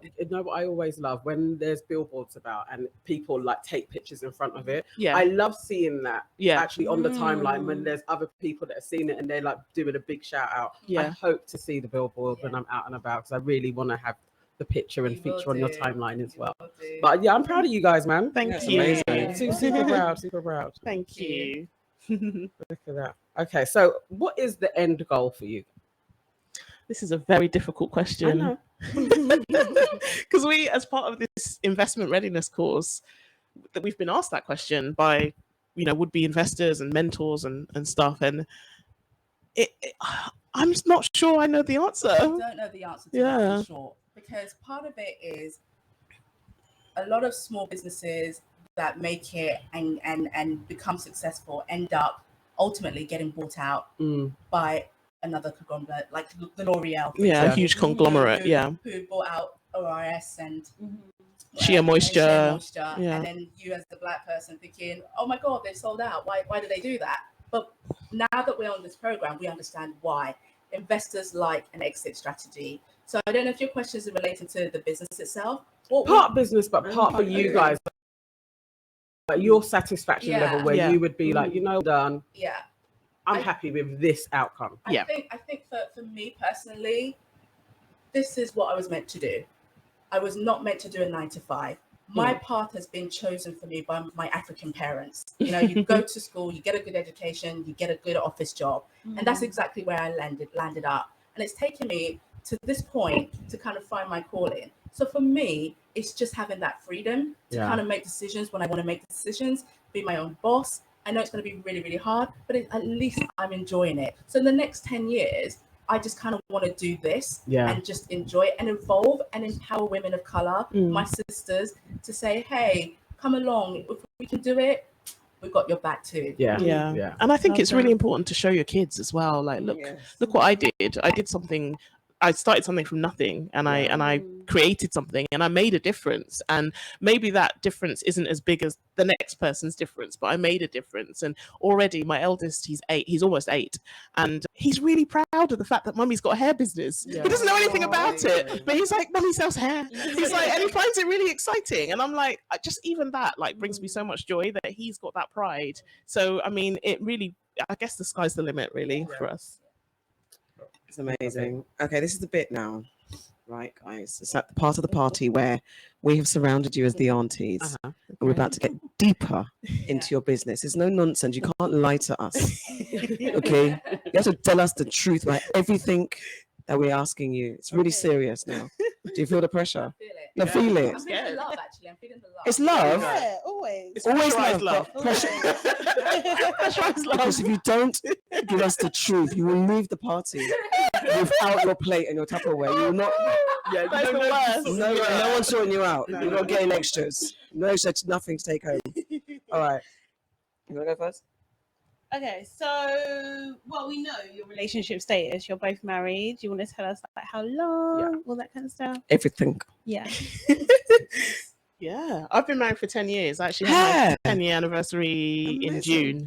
Oh, lovely. And I've got 3 boys. Wow. Yeah. Ages. Almost 7. Sorry, almost 7. He is 7, 5, and 2. Hey, well Okay. done. So my youngest is the same age as Carol's. We had our babies at the same time. Oh, you're okay, best friends. This is so cute. It's gonna start again, isn't it?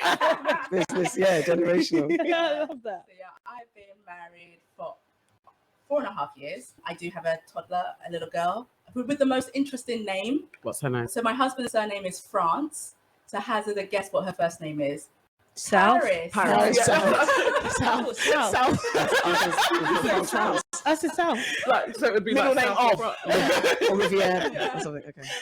Paris, France. Northwest. Paris, France. We That's didn't do a Kim K. It was just if the name just worked, we loved it. Okay. But she does have Ghanaian names, so Okay. she wants to kind of change it up and use one of her Ghanaian names. She can, but her name is Paris, France. I have a question, but I mean, we're going to talk about your children. However, the statistics show that Black women can't get married, but you two are married. Was it a difficult journey? I'm just saying, like, no, I'm just saying that the not factual statistics, but everyone's like, it's a struggle out there for Black women to find a husband. That women can't. Yeah. I don't think that's true at all. No, refute it to the world. No, I don't think that's true because we have many friends who are Black women and who are married. And I think it goes down to just, I think, luck at the end of the day. You meet the right person. And I don't think it's just one person out there. Some people have been married several times. But for us, we've evolved to a place where you meet your person and that is it. It's ride or die. With us. And because we've got children as well, I think your partner also has to embody what family foundation is about. I also grew up in a both parenting home, so my parents are still together, still today, and I saw that, and I think that's part of why I wanted that for myself. Lola? Yeah, same. I think it's an interesting one because I've never actually heard that as a theory that Black women. Well, that's good. That's why I was like asking it to refute it, because I think we get stuck in these bubbles of Black women are undesirable. It's so hard to get married, and Black men don't want us. All that type of stuff. Yeah. So hearing women spin that on its head is actually great for the environment. If that's what you're looking for as well. Not everyone wants to be married. Exactly. Not everyone wants to be married, and I mean, I do know some women who are not married, but I think a lot of the time like made a choice not to be married. I think some of them, like you said, I think some of them might have been unlucky in certain situations, not met the right person. And I just, for me, it's never too late. Whatever, you know, things happen. You never know who you might meet, who might lead you to somebody else, and all of that kind of stuff. So yeah, I think if you want to get married and you find the right person, it will happen. If it's in your heart that's what you want eventually. Thank you. What was that look? We kind of know. Yeah, so we have a children question, but we know. So you have 1 and you have 3. I would like to know, are you planning on having any more? Like, do you want the elusive girl, because you have 3 boys, and are you planning to have more children? I am very done. I'm done. I mean, I actually really like having 3 boys. Like, for me, it's like the biggest blessing, and I love how they treat me as a result of being the only girl. Like, my eldest he's very conscious of the fact that I'm the only girl in the house. So he's like, "Mummy's the queen, and Mummy's this," and I'm like, "Yes, I am." So yeah, I have a niece who I dote on, and I scratch that itch by buying all the stuff for her that I didn't get to buy for this would-be daughter. So I'm fine. I'm good. Carol, any more? Yeah, so I've always wanted just 1. Okay. And I wanted it to be a girl. And we didn't know the gender until she was born. Yeah. Okay. And my husband saw her first, and he came to me and he started crying. He said, "Oh my God, it's a girl." So I knew it. But having said that, now that she's here, she wants me to play with her all the time. So you need a second in command. Yeah. So if we're going to be very raw here, yes, the answer is yes, I would like 1 more, but it hasn't happened yet. Okay. And I think part of it is maybe age, because I did start a lot later. And so, yeah, we're just going to kind of sort of give it some time, but it's not out of the woodwork. Oh, bless Thank you. I hope it happens for you. Thank you. What type of auntie are you? So, like, you know, if you ever have to go into like auntie mode, what kind of auntie are you in your, like, with your family? I think I have several nephews, and so I hope they would agree that I'm fun. Okay. I'm You fun, also do. auntie. I am fun, and I sort them out. Like, when they want stuff, I'm the one that, like, on the sly is like, Yeah. just, I'll get it for you. Don't worry. Just play it cool. So Yeah. I'm fun. Yeah. I think I'm more strict than I realized. Yeah. I didn't realize I was actually a strict auntie. And I guess part of it is just when I see my nephews and they're doing something, I'm like, stop. You know, and I talk to them in a very different way from their mother, for example. I didn't realize it. I think it dawned on me that I'm actually quite a strict auntie. Yeah. So yeah, I'll probably sound a bit strict. You're the firm one. Yeah, I'm the firm one. I mean, we all need that auntie. It takes a village. Yes, it really does. Okay. This, like, I told you we were around you, right? Yeah. We circled you. Tell us a secret that you haven't told your significant parents or guardians or whoever. Tell us a secret, something that you have done that you have now confessing to us now. Oh God. Confess. Yeah. Okay. A secret. Mm-hmm. Okay. This is really. I've got one. This is really. Don't judge. So when I was a late teenager, Mm-hmm. I had a friend that worked for New Look Okay. in Clapham. Mm-hmm. I remember that one. In Glasgow, and she asked me to do a very naughty thing. She was at till. She asked me to collect some items from her for her and run it through the till and pretend that she was running through the I mean, I was like 17, so I was like, okay, I'll do it as long as I can also get some stuff. Of course. Fair. Obviously. Yeah. So she told me what she wanted. I picked up everything that she wanted and then got onto the till. She pretended to run it through, but she only charged me like the last item. Ah, But love I them walked friends out with, there. like, a bag of stuff. I should stop there and say, yeah, I only did the once I felt guilty, but I did it twice. I mean, no judgment. I wish I was with you. Exactly. I wish we was there. Kind of what I was thinking, but that was a great. That was a hustle. great hustle. Friends in high places when you're 17. That's the baddest move. I actually have something quite similar. That's why you have friends. You have bad girls together. Yeah, similar. I got like something like I'm 95% so off. jealous. Wow. This is before they had cameras on Exactly. the Yeah. Couldn't do it now. You can't do that. Guys, She did try to do the same hookup, Mm. not knowing that there was a camera there. And this was ooh. actually a very big, I think it was Topshop. And as soon as we were walking out of the premises, Yeah. they called us back. And this was the very first time I went to the back of the store and the Oh, security. I know them places well.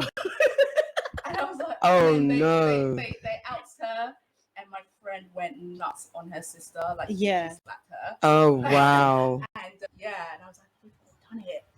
Such Not stuff. anymore. Yeah. Guys, just let you know. Yeah, time's up Please don't. Time's up Don't now. steal. Don't steal. Don't do those not worth things. it. It's Yeah, not. they've got cameras now. It's not for you. They've got I mean, you shouldn't have done it whether they've got cameras or not. But I love it. they have cameras now. They have cameras But now. the times have changed. Time to change. They're wanting, when you're shopping, you've got a camera in your face at the till. Yeah. It's enough now. That's it. It's a wrap. Okay, now. Okay. Now redeem yourself. Yes, please. Tell us something. We're already proud of you, but something else for us to be proud of you about. Another achievement. Another achievement. Okay. What's your proudest moment in My life? proudest moment. I know this sounds really corny, but I got married to my best friend. I think Oh, we got married in Thailand. oh, And, nice. And we had been together for about almost 10 years at that point. Okay. We've known each other since we were like 19, 20. Yeah. We weren't Mhm. dating because I was just stubborn. So the timing just felt right. And I would say that having him, my best friend, my life partner, is probably one of the biggest achievements, because I was even saying to Lola, I was, not serious. I was just literally like enjoying myself and, guys. Doing life. I was living, but he, I've never been courted before. Oh, wow. He courted me, and I still was unsure about him. And I took him to Hakistan because he was just like treating me like such an amazing person. And I asked him one question. I asked him, what would you do if I wanted to date around? And I could just see his heart, like literally breaking. Oh. And he just took a moment and said, I'll probably have to go away for a bit. That was his answer. I'm not going to lie though. No man is ever going to treat you the way I will.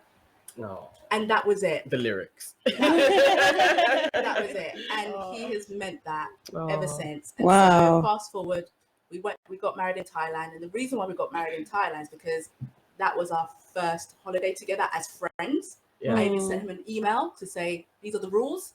Oh, wow. You're sleeping in that room. I'm sleeping in this room. Yeah. Let's put it this way.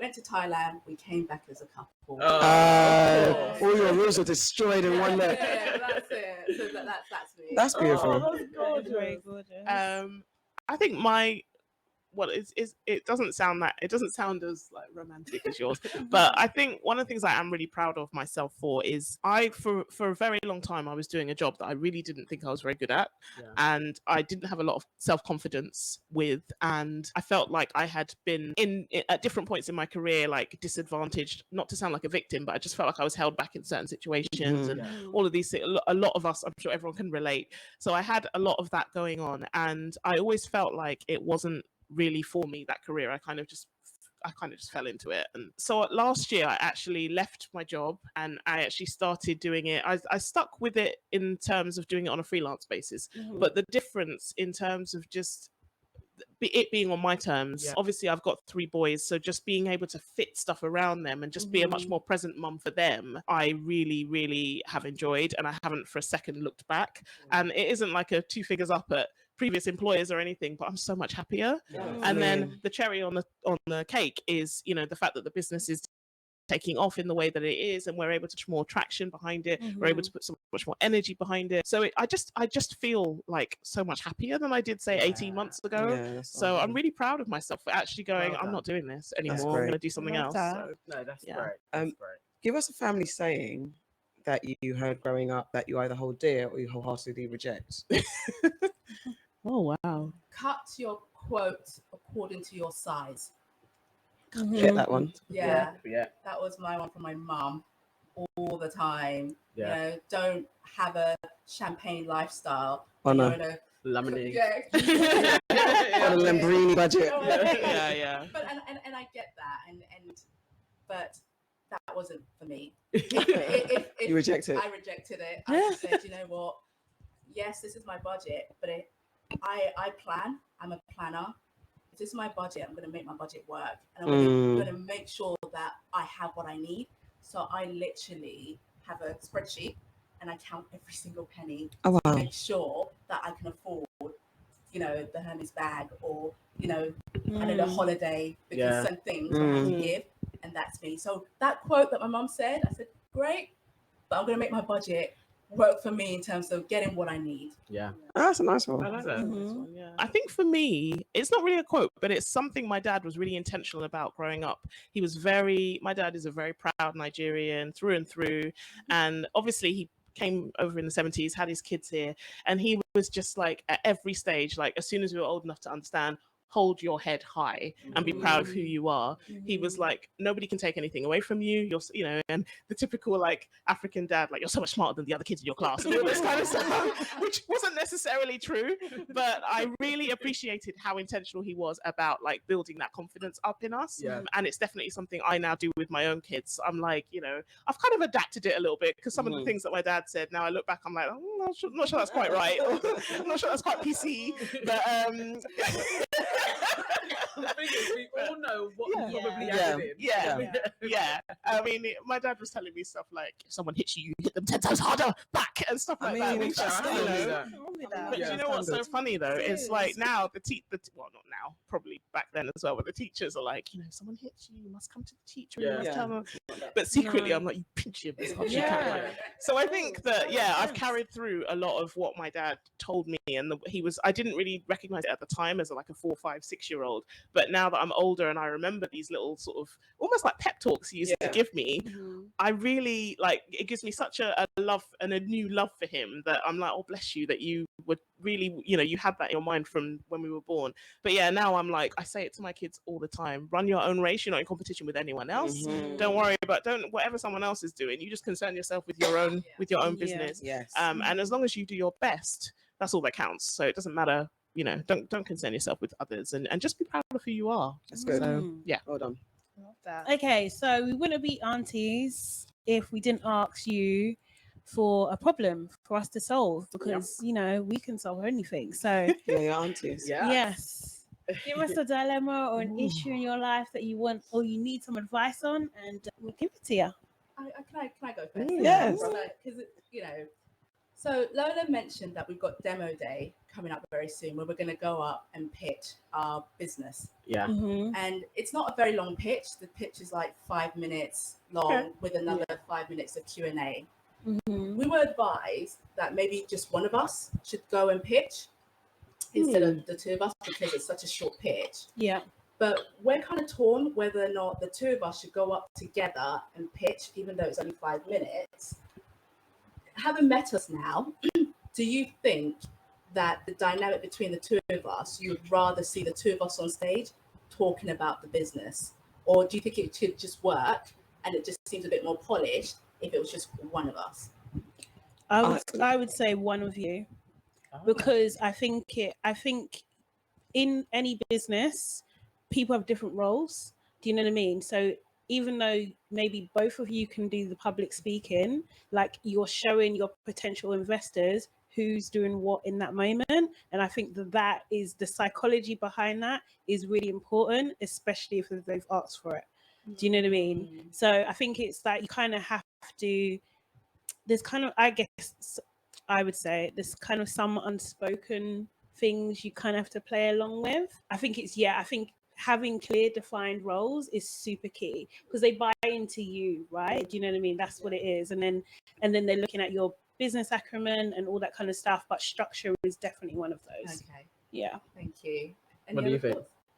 I was going to say try both ways and see what really makes what works. I feel like Auntie Charlotte is definitely more advanced in business and doing these type of things, and because I haven't had that much experience, but watching you both, I like your dynamic, and I think you could play to those strengths. But there is something like in key. If someone said to you, one of you, then they've got an insight. So you shouldn't ignore that piece of unspoken advice. But if you have that confidence that there's something in it, because there's also sometimes you can have all the rules, but something about what you've got is special, and investors can tap into that as well. Not every rule is the rule, but I think if you're going to go against what you've been advised, really, really define those 5 minutes carefully, and it is playing to your strengths on your roles, and it's really bringing out those roles so it's clear who you are in the business. And if you can get that done in 5 minutes, I would say run it, test it, and try it individually, try it both ways, and see what really resonates, and maybe get a little focus. I mean, it all seems a bit dramatic. We get a bit of a focus group to give us honest feedback. Please. Yeah. You moved the mic. Oh, sorry. Yeah. I'm kind of like a bit of both. So immediately when you finished talking, I was like, no, Carol naturally presents to me like a presenter. Mm-hmm. Like I could see that you could like deliver it in a way, like acting, like you could deliver it out. But I think that you kind of need to be there as well. If they go deeper in the Q&A and start asking a little bit more about the business of it, I think that's when you're going to step into yourself and you'll be able to streamline the strategy and the back house things. I see you as more the creative mind, so you could put that across. I think you could work. It's so in a way you are kind of working on it together, but that initial 5-minute pitch, I think it should be on one head shoulders. But obviously both of you are working on it, and you're feeding the information. But I just think just a clear kind of directional performer, I think you're naturally that person. Okay. I would go that way. There's you guys know Afrocentrics, right? Yes. Yeah, they done. I remember they were doing a round of investment. I just remember it because Gary Vee was there, and I think they won or got through and stuff, and one of them done it. Okay. And they're a duo. Do you know what I mean? Yeah, one of them. Yes, it's the girl with the glasses. Yeah. Yeah, generally she's the one that performs. Yeah, very similar, but it's just conveying the story of two friends as well. She does that brilliantly. There's like that seam line of, I know her story, and I've probably just watched it online, but I know their story. Okay. And I just think sometimes one person is just really good at that. Okay. So It's funny that you said that because Lola's a more experienced presenter okay. than I am. Yeah. This is what she did, in her previous job. So, but yeah. That's how bad I was at it. I told you, it's just sometimes it's just that normal just reaction like to someone who's like. But there's so many. I generally spot like performers though. Like there's just an element in like how somebody will deliver a story, or it's just I'm just always attuned to that person can act. They're a performer, and I think when you're watching pitches, there's so many people that are not performers, and I get really, really bored. And I think a lot of entrepreneurs kind of have forms of ADHD, so you have to just engage them quite quickly, and business can be really boring. So when you see a spark in someone, it's like, put that one there. Tell her what to say, but that's how I would approach it. But run it by each other. Yeah, do it. And see. We need to practice some more. Yeah. And just kind of see. Practice. Yeah, and just see what comes forward.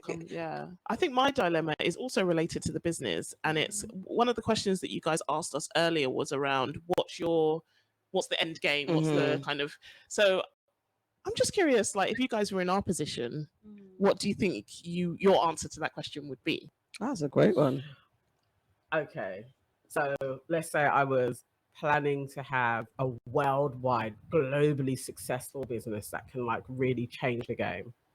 I probably would have a 10 to 15 year plan on it, and I probably would aim to sell it. That would be my end, because business is such a, let's say it's like 30% of what I see my life as, and the rest of it is more maximum enjoyment with as many people as possible. Yeah. And if I put something else into the world that changes it, it's like, cool, I've done my purpose-driven thing. Now, how can I just live out living? And that's what I would be up to, like getting those millions or billions, however it goes to. I mean, in 10, 15 years' time, it's probably going to be billions. How can I just serve community as much as possible and not have to be a part of a business? That's what I would be doing. Yeah, like that. Yeah, I think similar, but I would keep it as a legacy business. I probably wouldn't sell. I have investors, but probably not sell, just because the nature of what you're doing, I feel like it's a product that's always going to be part of our community. I would also be thinking worldwide to be, if it's not necessarily, and I don't mean this in a bad way at all, but the number one hair brand, but at least you'll be serving all the hair brands out there. I think that's how you can monopolize the market. Do you know what I mean? So if their recycling process is through your process, do you know what I mean? And you own that, but for everyone. Do you know what I mean? And not just synthetic hair also human hair, because that is a bigger market, really. Do you know what I mean? So I think that's what I would be going for, but it would be a legacy. Legacy. I think having that generational wealth thing, and then that can come in finances. You can sell it and have those billions, but having institutions that are ours, so we can be more a part of that global conversation about making change when we're not in those G8 summits and all those type of stuff. That really frustrates me. So I think it's like having something tangible, like that. We built this, we did this building, it's ours. That's the thing. So I think it's important that our kids see that this business and this global entity that's generations and started by Black women is priceless. Oh, I love that. I love that. Thank you. That's great advice. You're so funny. Yeah. Thank you, guys. Well, that was wonderful. Thank you, Tiwani Heritage ladies. That was amazing. Thank you for coming to our party. You will get extra plates. You were very well behaved. Yes. Very good girls. We're very proud of you. Now we need to get into what's made you sad, mad, and glad this week. Guys, you take it away. Wow. What's made you sad, what's made you mad, and what's made you glad? Okay. What's made me? Okay. I mean, you don't have to have it. Nothing's made you any of those things. You can also skip through. I think that the mad is it mad or disgusted? The Brazilian doctor thing, mad and disgusted. I don't think anything's made me sad this week, Which is great. I think I'm glad that I'm enjoying the heat, because in 2 weeks it's going to be cold and rain, well, not cold, but it'll be raining, and we'll be like, what kind of summer is this? I don't mind that. So Go yeah, away. glad Just go because away. it's sunny. Yes. Okay. I think same with Lola. I think that doctor situation, that's made me sad. And I think to a certain degree, just knowing that my dog is getting old, I thought about that this week. And he's 12 years old, had him since he was a puppy. That did make me sad a little bit. I saw him and he's starting to get cataracts. So that made me disappointed. Nothing's really disappointed me this week. What made you mad? Angry, mad? Mad. Nothing's made me mad. That's very good. Yeah. What's made me glad? The fact that I've been able to almost finish the financial modelling. I'm not an accountant.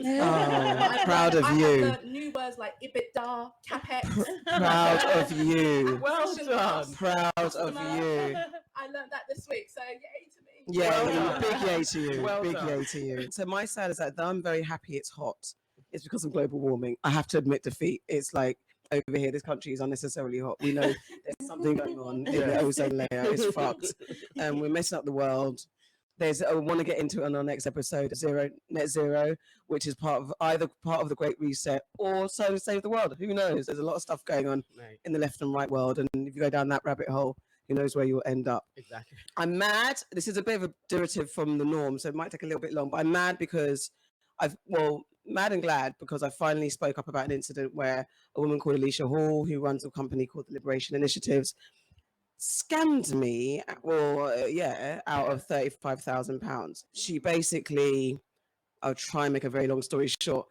I was introduced to her from an organisation, a very reputable organisation, to sponsor a lunch that I hosted last year. It's called the Blacklisted Lunch. It was a lunch during London Film Festival to bring together Black creatives, just to celebrate us during a time when there's a lot of activity around film going on. The lunch was amazing. She attended the lunch, and afterwards, the conversation that we had was like, send an invoice, you'll cover the costs of the event. That invoice has not been honoured. That invoice was sent on 29th of September 2021. It has not been honoured. We've had a lot of back and forth. She's blamed Santander. She's blamed all sorts of reasons, but the bottom line is she hasn't paid. And what's subsequently been uncovered is that she owes another organisation close to 200 grand, and another organisation 38 grand, another organisation thousands, and two others who were paid by her, but after pulling teeth. So I went public I've been supported very much by the Aunties who helped me through this journey. It's been a horrible journey, but I went public on Monday, and the outpouring of her support has been, oh my God, whoa, that wasn't intentional. That was not meant to happen. But mostly the outpouring of support from everyone who has had my back, to my mum who came through, and then talk about the bank of mum and dad. Bank of mum, mate. She enabled me to go to live on the back of this. And Auntie Farah definitely came through as well in financially. And some filmmaker friends came together and started a crowdfund because these guys have been telling me, do a crowdfund. I'm like, no, my pride, my embarrassment is a thing, because when you're a small business, you feel ashamed when you fail. And this situation is like random. Anyway, I just didn't expect to be in this situation. And sometimes you feel embarrassed. You feel like, oh shit, something like my platform is so huge. It's been 10 years in. Why I'm in a position for it to be in such a dodgy place. So anyway, just the outpouring of support, donations so far. I haven't checked today because it's a bit nerve wracking. But we were, last time I checked, we were on like $5,000. I didn't have the URL in my head, which I should have, but we'll put it in our show notes and stuff like that. Yeah, but if you can, definitely. this is what I find very difficult. So the British Blacklist needs your support. So please donate. We will put the link in our show notes. It's just so I can recoup my losses, because I owe people money because of this woman. And definitely keep an ear out for Alicia Hall, Liberation Initiatives. She's not a good person. It's the address to donate Thank to you. is justgiving.com/crowdfunding/British Blacklist. Yeah, and really thank you to Andy Mundy Castle, Sheila Nortley, and Simon Frederick, who came together to put this crowd fund together. And they don't want to be in the forefront, but I just have to show community. It's about community. And it's not about taking the spotlight off myself, but the British Blacklist was launched and formed to celebrate us in the arts. And it's been doing that for 10 years, and I've been doing it by myself with my long-suffering assistant, Tamika. I have to shout her out. But I wouldn't be here without the work and the brilliance that Black creators in the UK are doing. We're doing such great stuff. And from when I launched in 2012 to now, the elevation has been real. So yeah, that's him. So that's what's made me mad and obviously sad. But what's made me glad are a bunch of things. Moving on to better. Actually, do you know what? I've got some other mad, that will a bit more. I need to reopen my phone. Hold on one second. Get my glasses in there. Well, so, do you know what's it's actually feisty. My mum is turning 80 in August. Big up my mum. Right? She lived the life.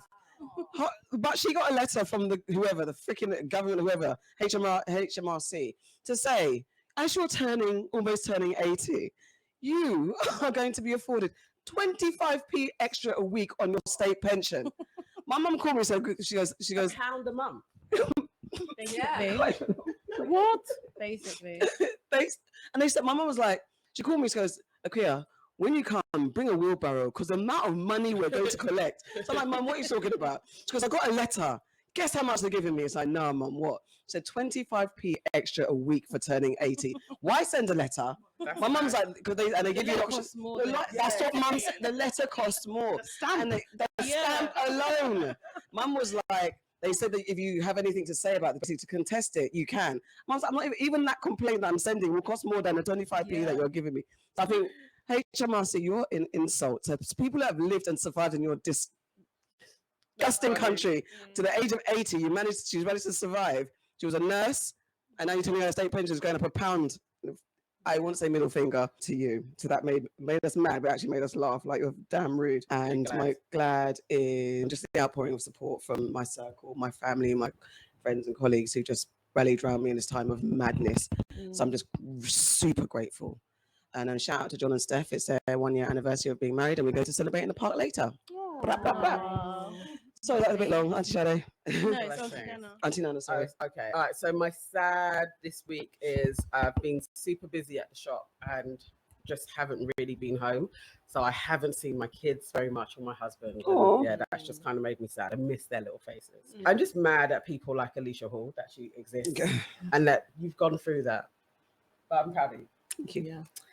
And I'm glad because I spent so much time with people at the shop as well. When AK came to see me, and my friends came around to see me as well. And it's just been a really good time and so many crazy people. And yesterday, I was in the shop until 2 a.m. So I'm super tired today, but very glad that we're doing this all together. And a guy came in and he was like, how can I help you guys? And he was like, just buy something. So he spent £30, but he paid 100.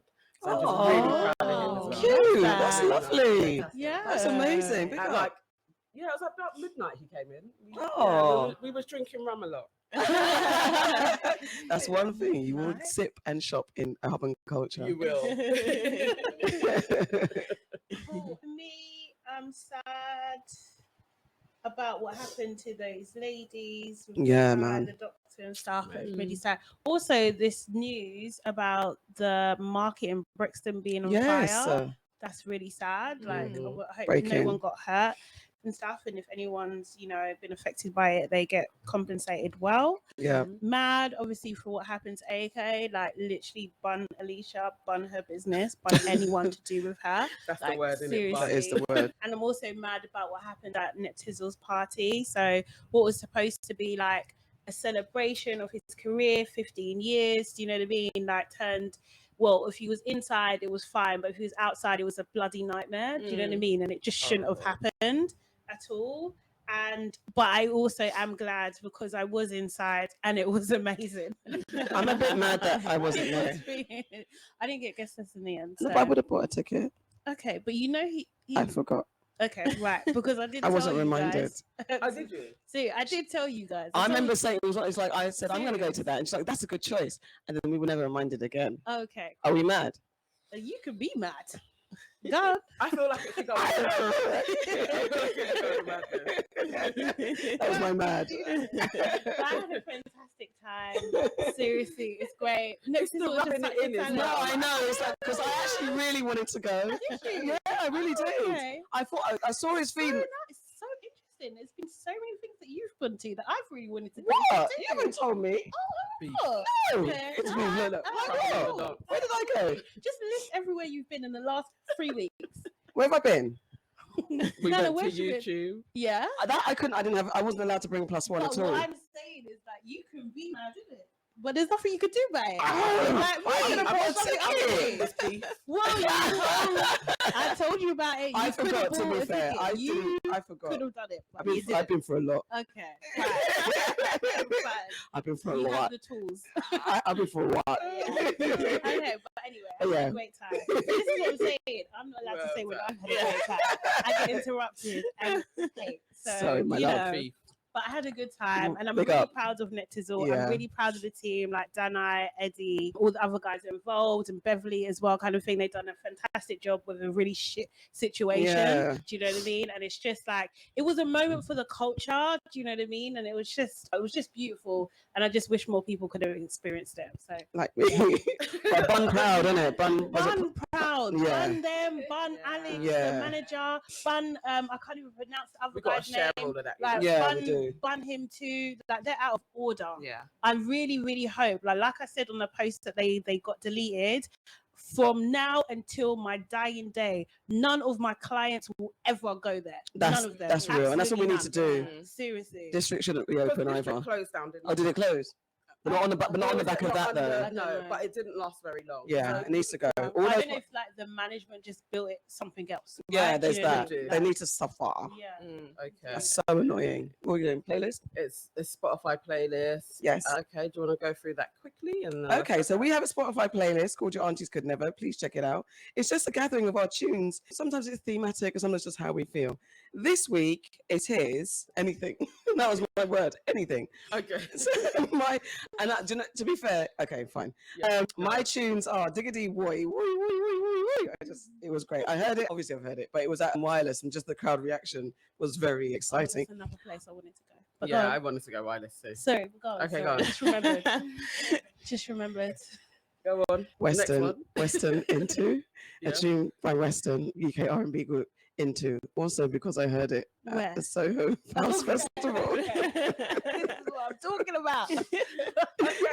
Soho House Festival. And then a tune by Nene Cherry that it reminds me of my teenagehood.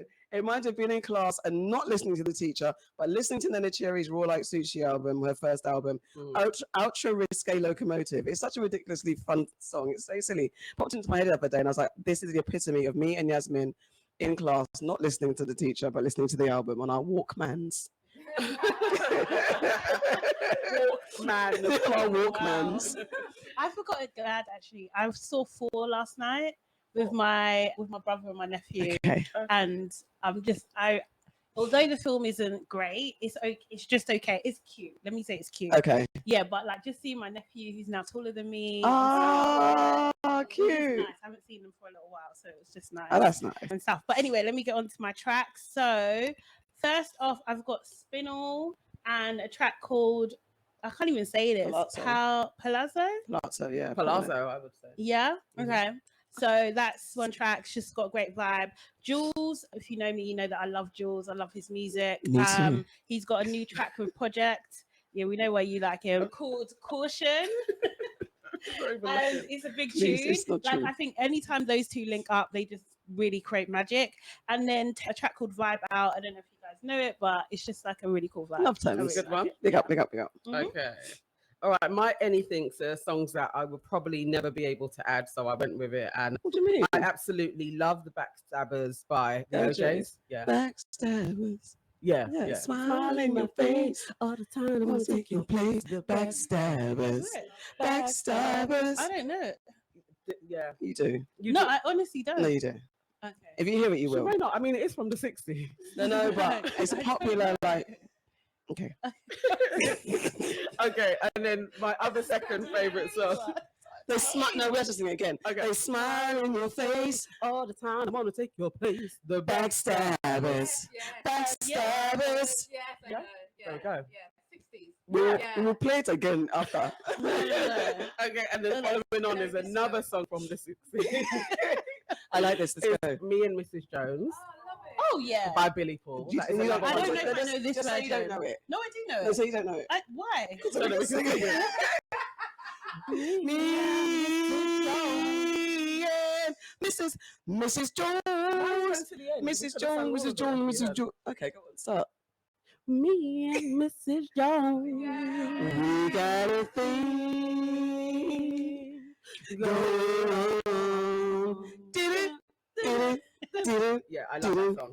And then my other third favorite song is Smells Like Teen Spirit by Nirvana. Sing it. I know. You don't know that, Yeah, tune? I do. Sing Of it. course I do. Prove it. Alabino. Did you say Alabino? No, Albino. Yeah. Sorry. Sing it. I'm ready. Ah, Ding, wait. ding, ding, ding. I can't Go. remember. I can't remember the words. And there's something.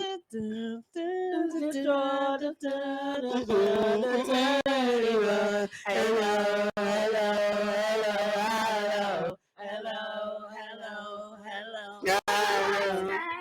Entertainers, here we are now.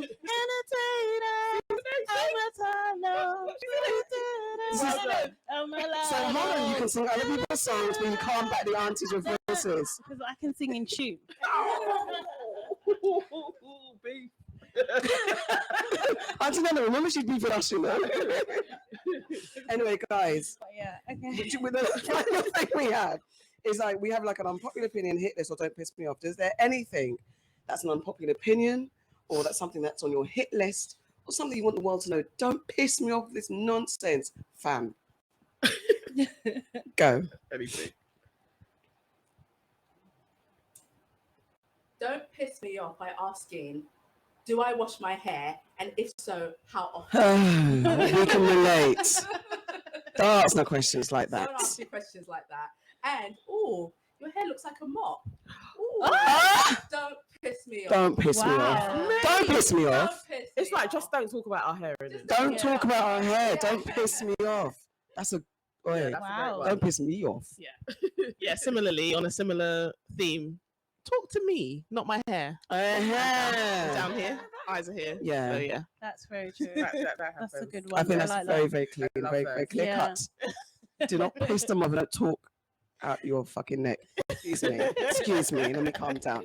All right, guys. Thank you so much, Tiwani Heritage, Carol and Lola. Oh, thank you. Wonderful guests, amazing, wonderful products as well. Yeah. Guys, support. Websites, please. What is this? So we are www.Tiwani Heritage, which is Tiwani heritage.com. Where's Tiwani? What does that mean? So Tiwani, we should have said that. Yeah, we It's skipped it. So Tiwani is actually from the Yoruba phrase for "it belongs to us." So it's like a spiritual Uh-huh. claim. It's like we're taking back something. You know, Carol mentioned earlier on about the whole buying experience being monopolized somewhat by other cultures, shall we Yeah. say? Yeah. It belongs to us. We're reclaiming it. We could walk Love into it. the British Museum and say, Tiwani! Yes, I'm just putting it out there. And we're at Tiwani Heritage on socials. Okay, cool. Just Guys. doing a Richard Blackwood. aren't you? Tiwani. That's my authentic African accent. An accent for the whole For the whole of the whole continent. continent. And we all sound the same. We all sound the same. Yeah. Okay. I won't even offend the Caribbean by even trying to do generic. Okay, guys, thank you so much for watching and listening. This has been your Aunties Could Never, the podcast that brings you joy. The basic, that's what it is. It brings you much joy. Please follow us on all the socials. Don't forget to like, comment, and subscribe. And watch us back on YouTube. Listen to us back on all the listening platforms. Don't forget to keep your mic to your face, okay? And sign on to our Patreon. We have 3 tiers to service you. This episode was sponsored by HelloFresh. We will be back with Auntie Farah, hopefully feeling much better and well. Miss you, Auntie Farah. Love you, Auntie Farah. And thank you again to our wonderful honorary aunties, It's Carol been and really Lola. fun. Thank you so much for having us. Thank you. Thank you for doing the amazing job you guys are doing. Because Oh, thank honestly, you. like we were so excited. We were like, oh my god, we're gonna be the Aunties today. Like, yeah, like Thank keep you so going, guys. much. You're doing just And you're just so much nicer in person. Oh. I'm with you guys. I just feel like, oh, my sisters, I love them. yeah. That's so cute. Yeah. That's so cute. Thank you so much. Thank you. Yes, and thank you to our producer Sheila in the background. Rap, rap, rap. Yeah. Goodbye, guys. Goodbye. Bye-bye. Bye.